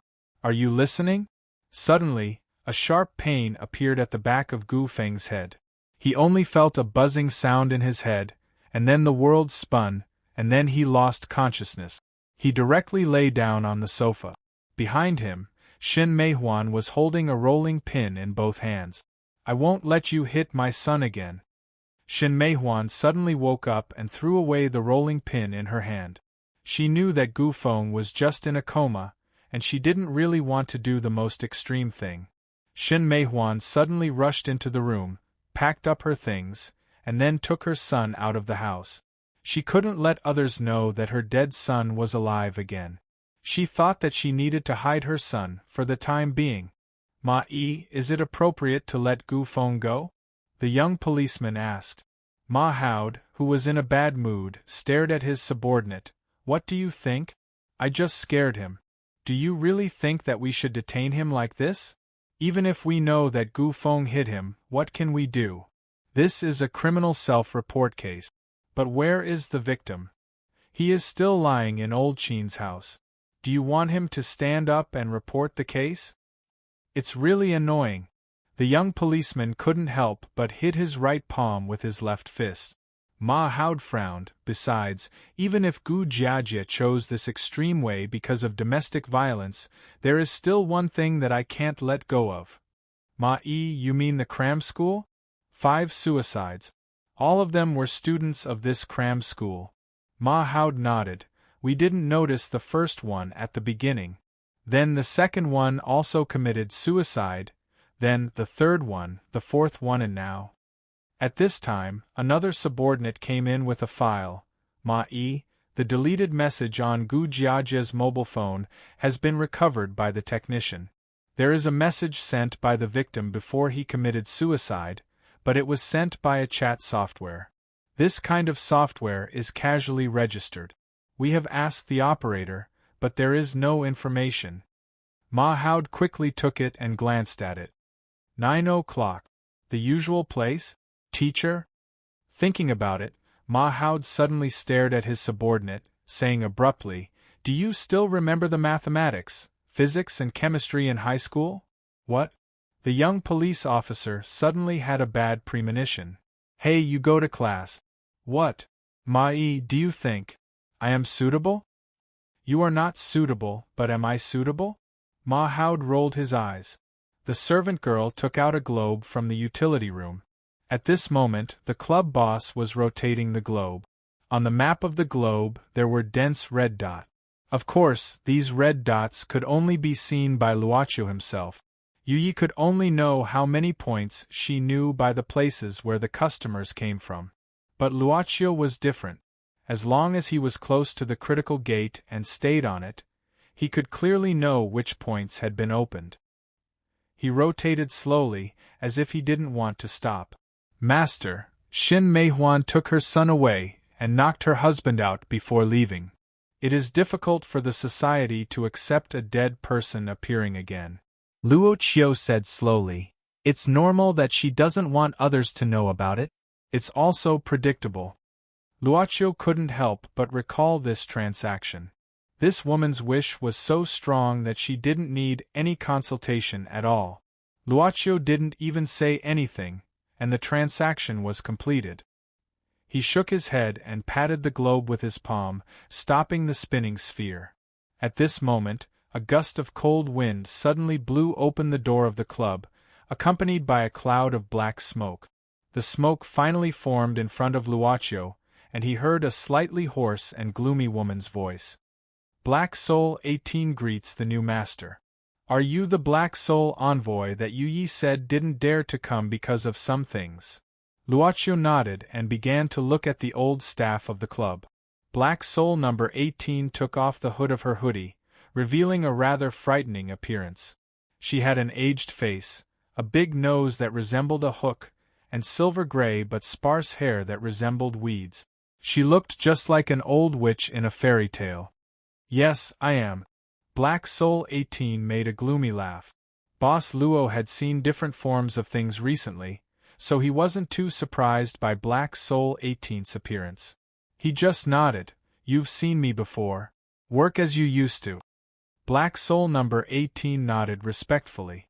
She began to look around and found that there was not only the club girl she knew, but also another strange woman.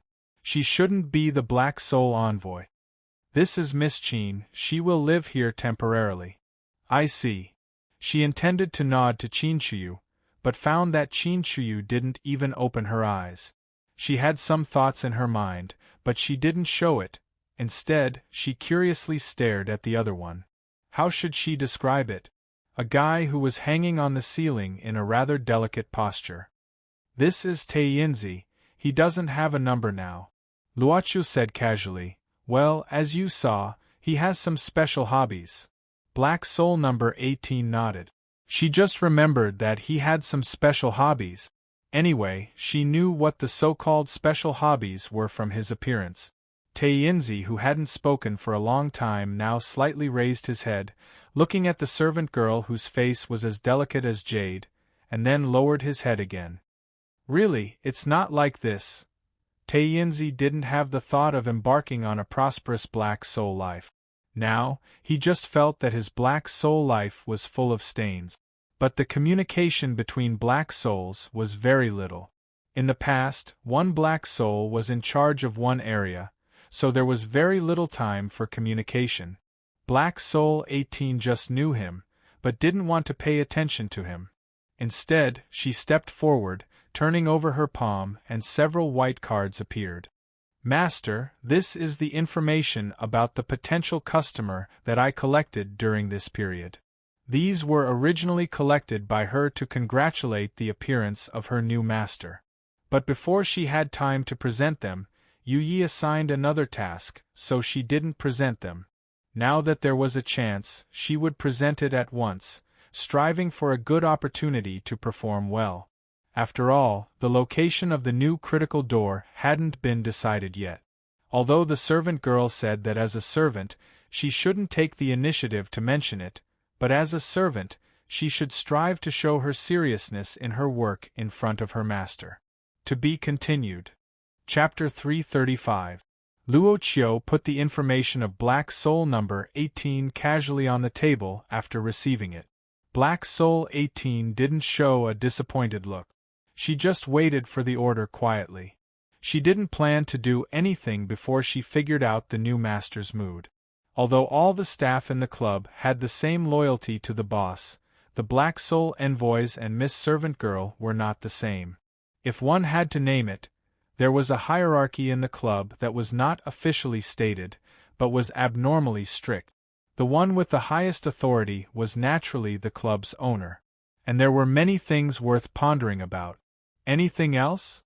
Luoqiu asked softly. No, nothing else.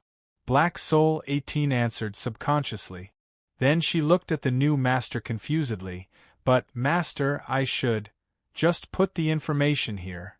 Luoqiu said indifferently. I'll take action when it's appropriate. Yu Yi will remember your performance. Well. He looked at Black Soul 18 again and smiled. If you want to go back to your previous place, you can go back. If you want to have a rest, you can wander around as you like. This. Black Soul 18 couldn't figure out the new master's meaning. Wasn't he too lenient? Master means you can act as you like.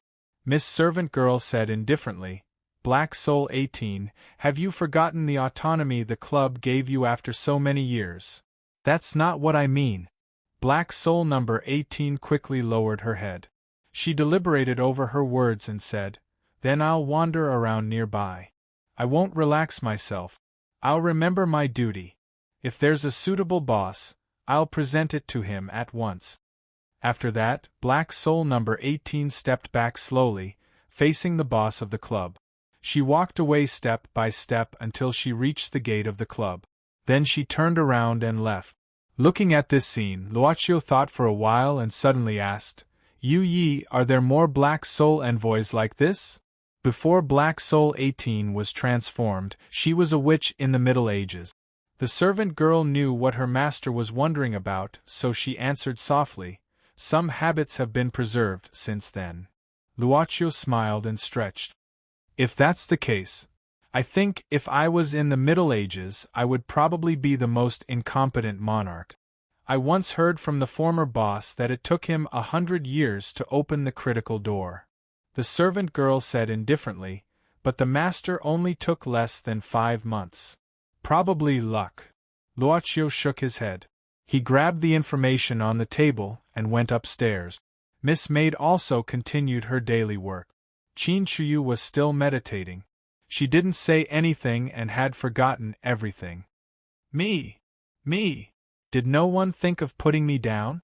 Oh, right, Taiyinzi was still shaking his body, hoping that someone would respond to his request.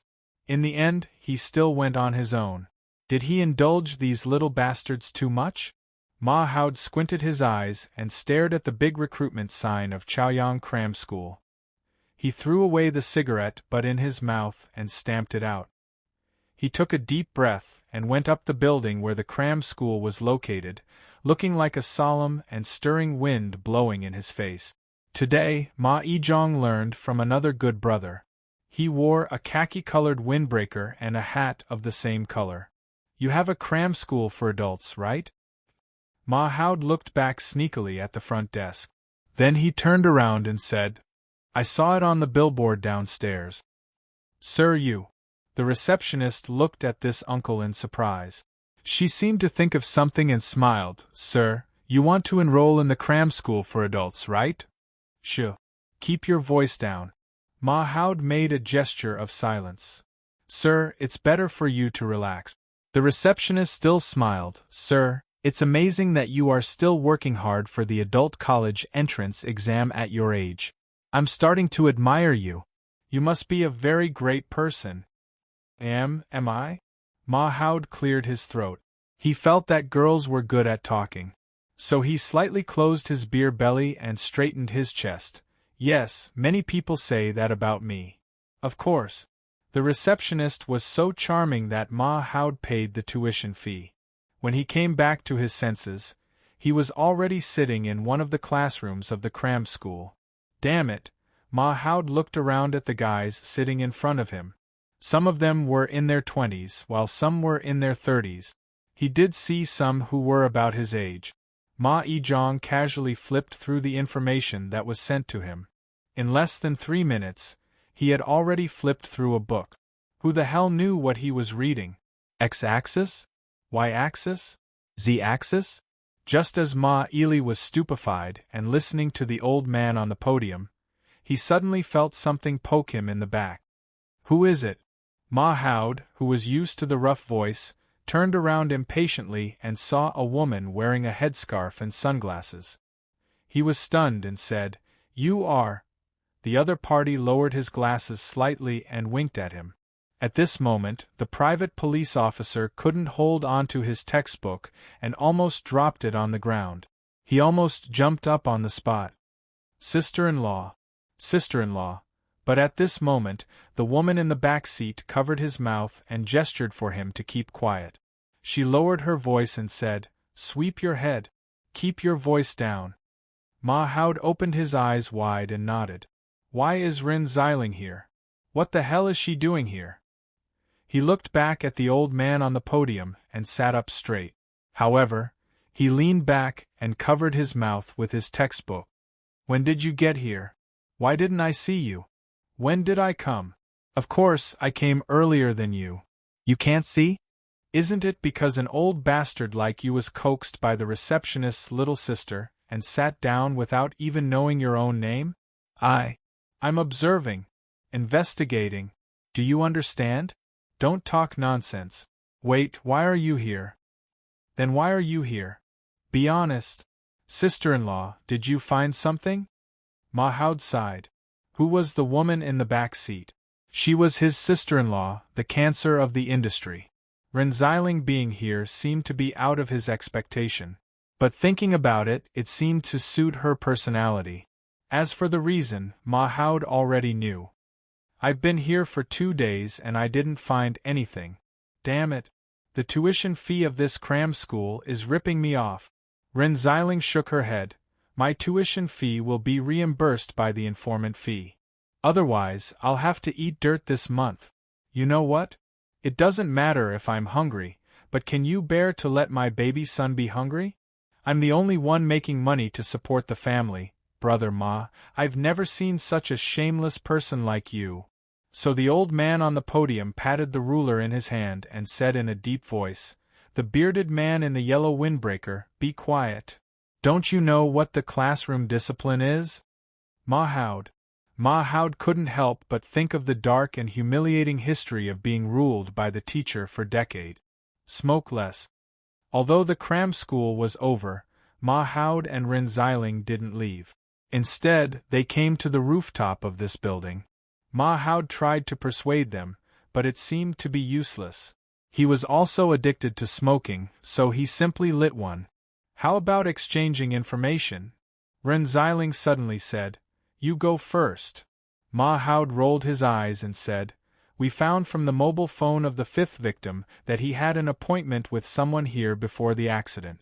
He called that person a teacher. I suspect that person is the teacher of this cram school." What a coincidence! Ren Xiling was stunned. I also chatted up 2 hotheads and heard that there was a very mysterious teacher. Chatted up? Don't mind the details. Ren Xiling blinked. Don't you think I'm very charming? Sister Long, this is the big sister I met the other day. Chapter 336. Luochio put the information of Black Soul number 18 casually on the table after receiving it. Black Soul number 18 didn't show a disappointed look, but waited for the order quietly. She didn't intend to do anything before she figured out the new master's mood.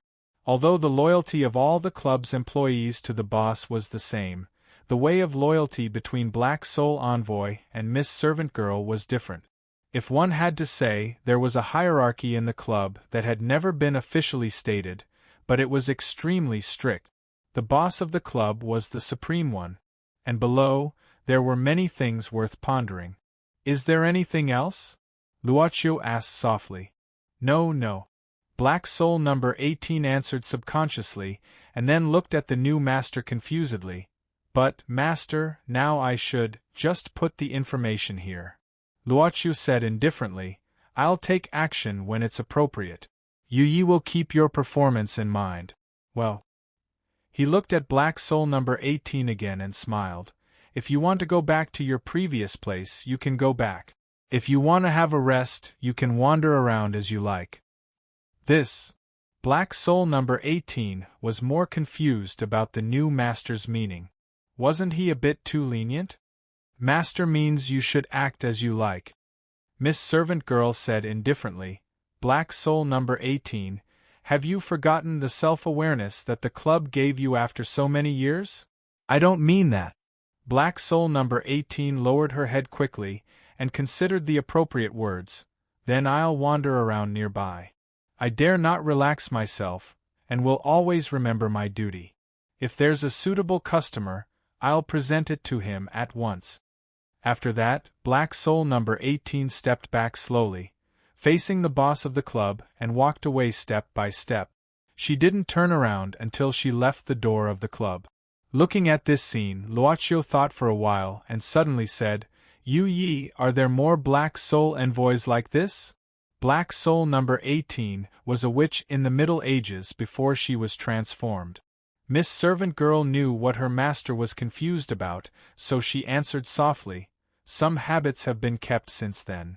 Luochio smiled and stretched himself. "Well, I think I'm the most inactive monarch in the Middle Ages. I heard from the former boss that it took him 100 years to open the critical door." Miss Servant Girl said indifferently, "But master only took less than 5 months. Maybe. I'm lucky." Luochio shook his head, grabbing the information of the customer on the table, and walked upstairs. Miss Servant Girl continued her daily work. Qin Chuyu was still meditating. She didn't say anything and had forgotten everything. Me! Didn't anyone think of putting me down?" Oh, right, Tai Inzi was shaking his body vigorously, hoping that someone could respond to his request. But he still went himself. Did he indulge these little bastards too much? Ma Howd squinted his eyes and stared at the big recruitment sign of Chaoyang Cram School. He threw away the cigarette butt in his mouth and stamped it out. He took a deep breath and went up the building where the cram school was located, looking like a solemn and stirring wind blowing in his face. Today, Ma Yizhong learned from another good brother. He wore a khaki-colored windbreaker and a hat of the same color. You have a cram school for adults, right?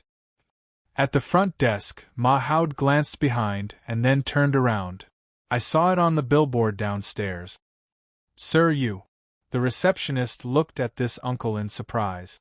She seemed to think of something and smiled. Sir, you want to enroll in the cram school for adults, right? Shh. Keep your voice down. Ma Howd made a gesture of silence. Sir, it's better for you to relax. The receptionist was still smiling. Sir, you are still working hard for the adult college entrance exam at your age. That's a great thing. I'm starting to admire you. You must be a great person. Is it? Ma Howd cleared his throat. He felt that girls nowadays were really good at talking.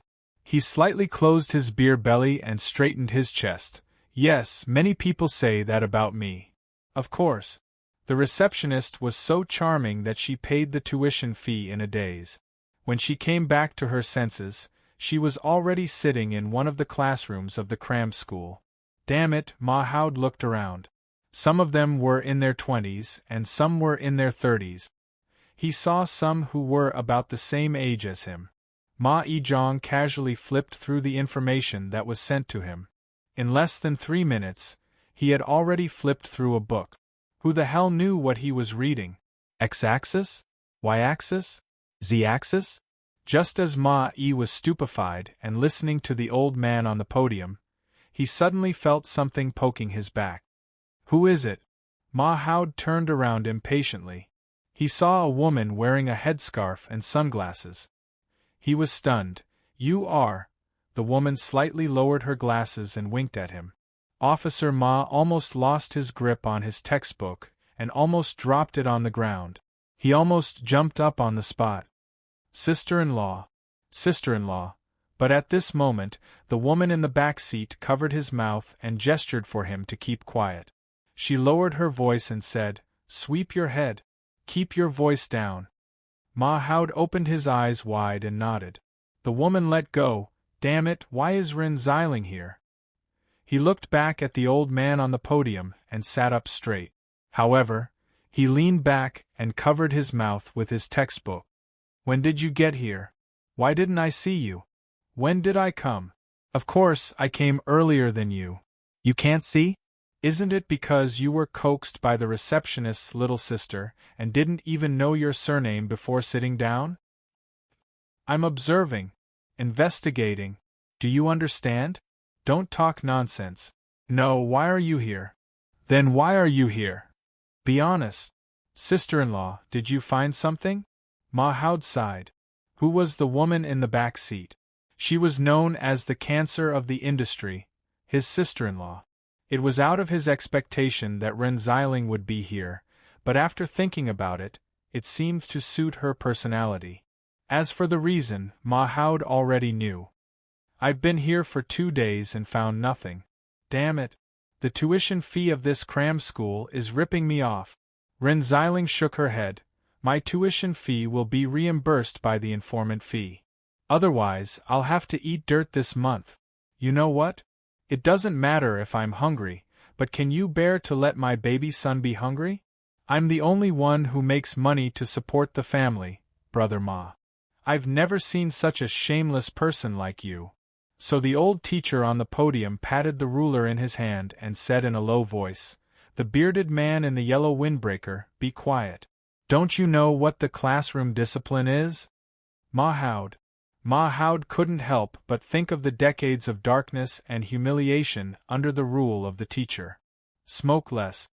Although the cram school was over, Ma Howd and Ren Xiling didn't leave but came to the rooftop of the building. Ma Howd tried to persuade them, but it seemed to be useless. He was also addicted to smoking, so he simply lit one. How about exchanging information? Ren Xiling suddenly said. You go first. Ma Haud rolled his eyes and said, We found from the fifth victim's mobile phone that he had an appointment with someone here before the accident. He called that person teacher. I suspect it's the teacher of this cram school. What a coincidence. Ren Xiling was stunned. I also chatted up 2 hotheads and heard that there was a mysterious teacher. Chatted up? Don't mind the details. Ren Xiling blinked. Don't you think I'm very charming? Sister Long, this is the big sister I met the other day. Chapter 337. What's the rumor about the teacher? Ma Haud frowned. Ren Xiling said, It's said that one of the teachers in the cram school is very good. No matter how bad a student's grades are, as long as he is found, his grades will be improved immediately. Ren Xiling lowered her head and looked at the street under the building. It said that several students whose grades couldn't be saved improved by leaps and bounds because of this teacher.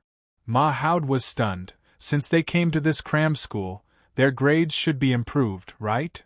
No, it said that they are not good at studying but were forced by their parents to come here. They can't learn well. Ren Xiling thought for a while. I don't know if this is the case at the beginning. Ma Haud nodded and suddenly said, I think I can go and find out the academic records of the previous victims. Then I'll check who the teachers of this cram school are. Ren Xiling nodded. Keep in touch. Ma Haud nodded in agreement. Unexpectedly, Ren Xiling took out a stack of textbooks from her bag and put them in Ma Haud's hand. Sir Ma was puzzled and asked, What are you doing? Homework. Ren Xiling said naturally, Helping me with my homework. I'm going to continue to come here, dear.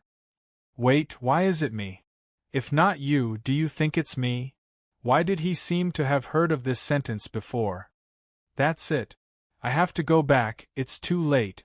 My boss will nag me. You don't know how long-winded he is. You go back first, I'll check this woman's background. Long Shirua looked at Luo Dance and said softly when the 2 people on the opposite rooftop left. The little butterfly demon who had seen the ability of this big sister dragon quickly nodded. With a light tap of her legs, she disappeared into the night. Long Shirua turned her eyes and murmured, What's wrong with this cram school? She quickly shook her head and easily jumped down from the tall building, landing in the small alley of the building. Soon after, Long Shirua saw a red car drive out. This Lord Long of the Demon Realm didn't even think about it and directly jumped onto the roof of the red car, silently. The people shuttling on the road, the people driving the cars, and even the pedestrians on the road would not notice her existence. It was not difficult for her to distort the light that was projected on her. This woman drives so fast. Long Shirua looked at the cars that were overtaken constantly.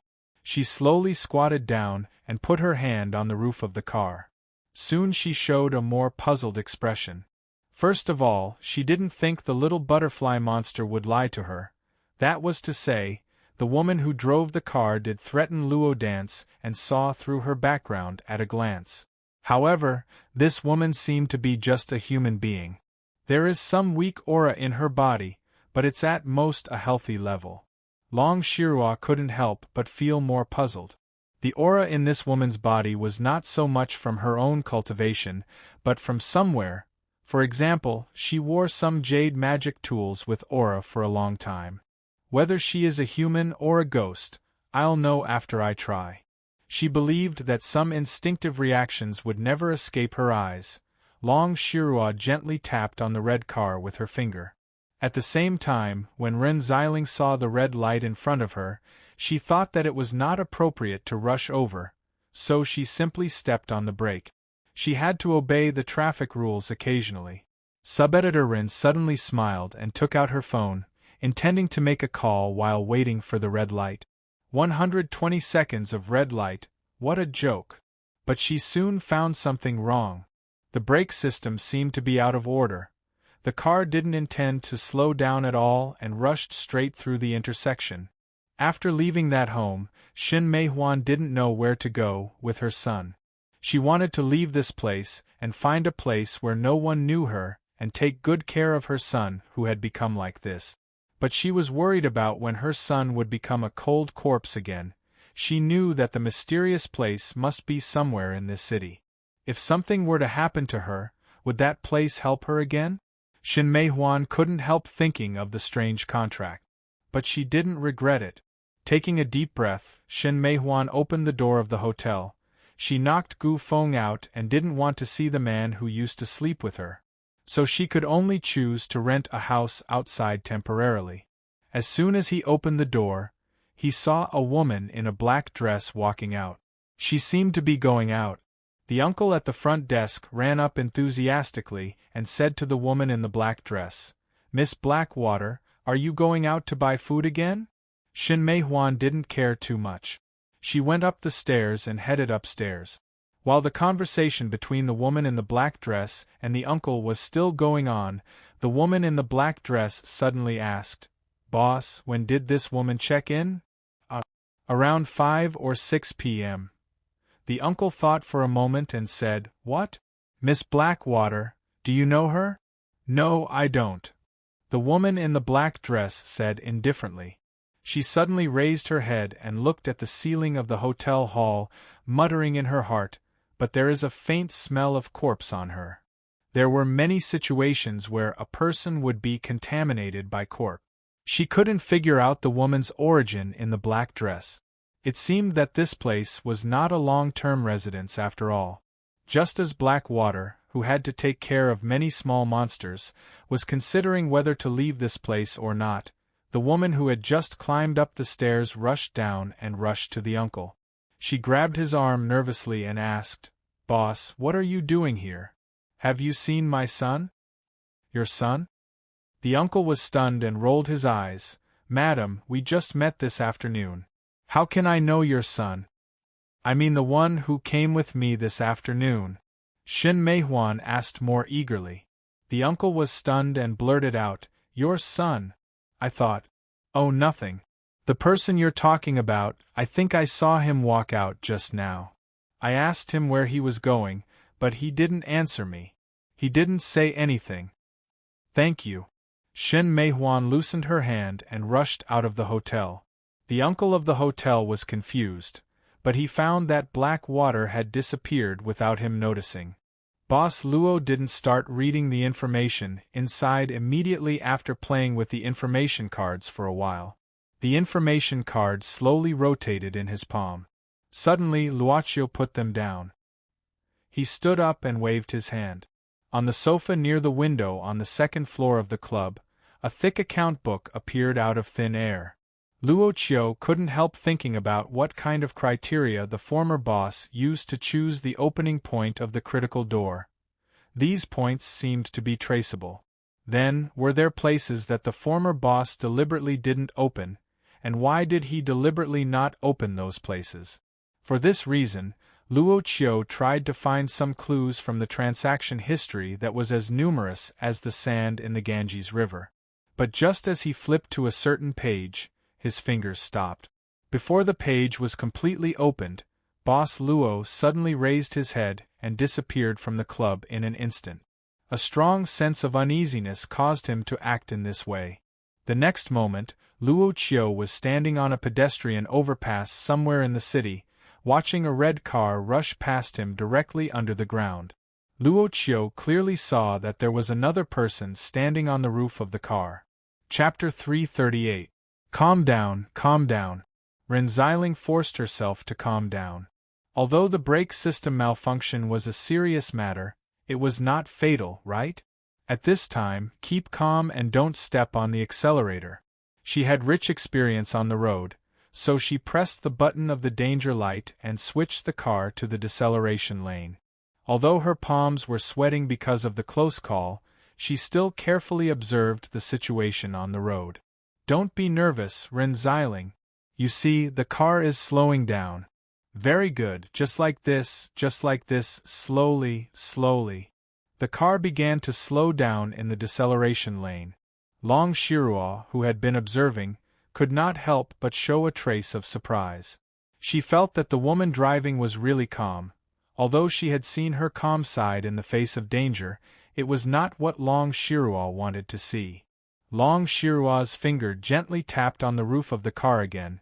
If you are an ordinary person, I won't let you have an accident. If you are not an ordinary person, let me see what you can do. A loud roar was heard from the car's exhaust pipe. Ren Xiling looked at the speedometer that suddenly soared in disbelief.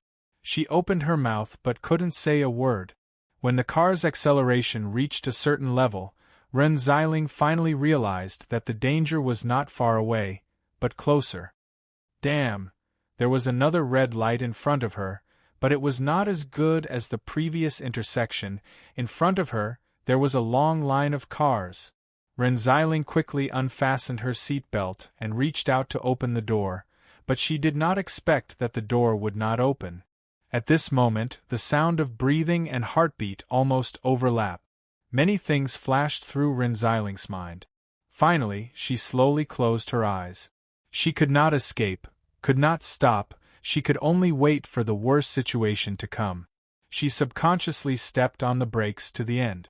Even though she knew that it was useless, she instinctively did not want to give up struggling before she lost consciousness. Suddenly, the car stopped. A strong inertia caused Ren Xiling's body to move forward. She opened her eyes abruptly and pushed the steering wheel hard to stop her inertia. When the car finally stopped less than 10 centimeters away from the car in front of them, Ren Xiling seemed to have lost all her strength. She collapsed on the driver's seat and gasped for breath. He seemed to have returned to normal? After a while, Ren Xiling recovered from this nervous mood. The sound of a horn suddenly came from the convoy behind them. Subeditor Ren started the engine in a panic. However, she didn't dare to step on the accelerator too much. She didn't drive too far. After passing through the traffic lights, she stopped at a temporary parking lot not far ahead. Ren Xiling opened the door weakly and walked out of the car. Breathing in the turbid air of the street, she felt as if she had been reborn. She was trembling a little. It was obvious that she was quite frightened. Leaning on the door, Ren Xiling lit a cigarette in a panic. She felt that she needed to calm down for a while. Long Shiruo on the roof of her car had already disappeared. She's really just an ordinary person. Looking at the reaction of Ren Xiling, who stopped in the distance, she believed in her own judgment. But she still didn't understand what Luo Dance said. Long Shiruo shook her head. Although she felt sorry for this woman, at least she didn't hurt her. She was just a little frightened. However, it was necessary for her to reject those who would fight against the demonism. Should I send her something to calm her down? Long Shiruo shrugged. She had done similar things over the years. For nearly a century, she was already familiar with it. But the moment she turned to leave, she had to stop. She didn't know when or how she let someone get close to her back, but she didn't notice at all. Even when she saw it in person, she still didn't have the feeling that there was someone behind her. Long Shiruo narrowed her eyes. She finally turned around and said indifferently, "Aren't you the boss of that strange shop? What brings you here?" Luochio just looked at her quietly without speaking. Long Shiruo thoughtfully glanced at the temporary parking place behind her. "It seems that the woman driving the car has something to do with your shop?" Long Shiruo skillfully lit a cigarette and took a puff, saying indifferently, "Is she your customer?" Luochio still didn't speak. He didn't go far, nor did he leave directly. He just stood there quietly. Long Shiruo frowned subconsciously. She couldn't figure out this guy's mind. In fact, it was only the second time that she met this guy. Of course, there were some unpleasant things that happened the last time. But in fact, this club boss who suddenly appeared in front of her gave her a feeling that he was gradually getting stronger. Unfriendly, dangerous, very dangerous. "Even if she's your customer, I didn't do anything to her," Long Shiruo said indifferently. "I'm just investigating something. And as you can see, I don't mean to hurt her, right?" "Of course, she'll be fine," Luochio finally said. "I know you don't mean any harm." He said something very softly that made Long Shirua's heart beat fiercely. He said, "But if something happens to her, there will be no Long Shirua in this world. I can guarantee that. Extremely dangerous, like an abyss." Long Shirua's uneasiness had directly climbed to the level of approaching death. She instinctively moved her feet slowly. She originally thought that she would take this step forward, but in reality, this step of hers was slightly backwards. "Sheed is not a customer." Long Shirua paused and asked tentatively, "Who is she to you?" Finally, her words made Boss Luo take a step forward. This step seemed to directly cut the space. In one step, he was already in front of Long Shirua. "I heard that you're the last Shinryu," Luochio said indifferently. "I've heard a lot of stories when I was a child, such as Neza in the Investiture of the Gods. Have you heard of it?" Long Shirua narrowed her eyes, and her eyeballs instantly turned into fragments of gold. "Go back. It's best if you don't say anything in the end." At the moment when Long Shirua's whole body was tense, she heard such words that made her very surprised.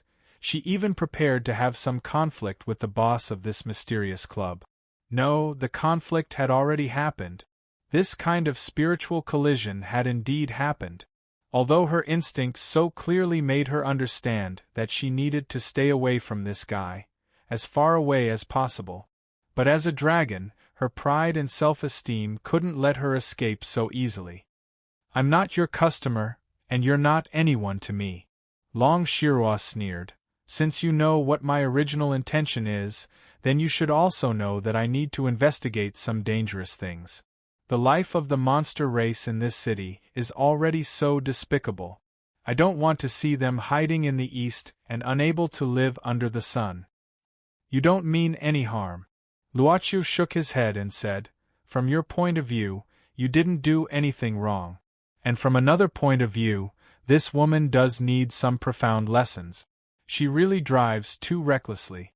I hope that she can improve after this. Don't you want to go back? I may not be able to control myself." "No. I already can't control myself." Luochu stretched out his hand and grabbed the air.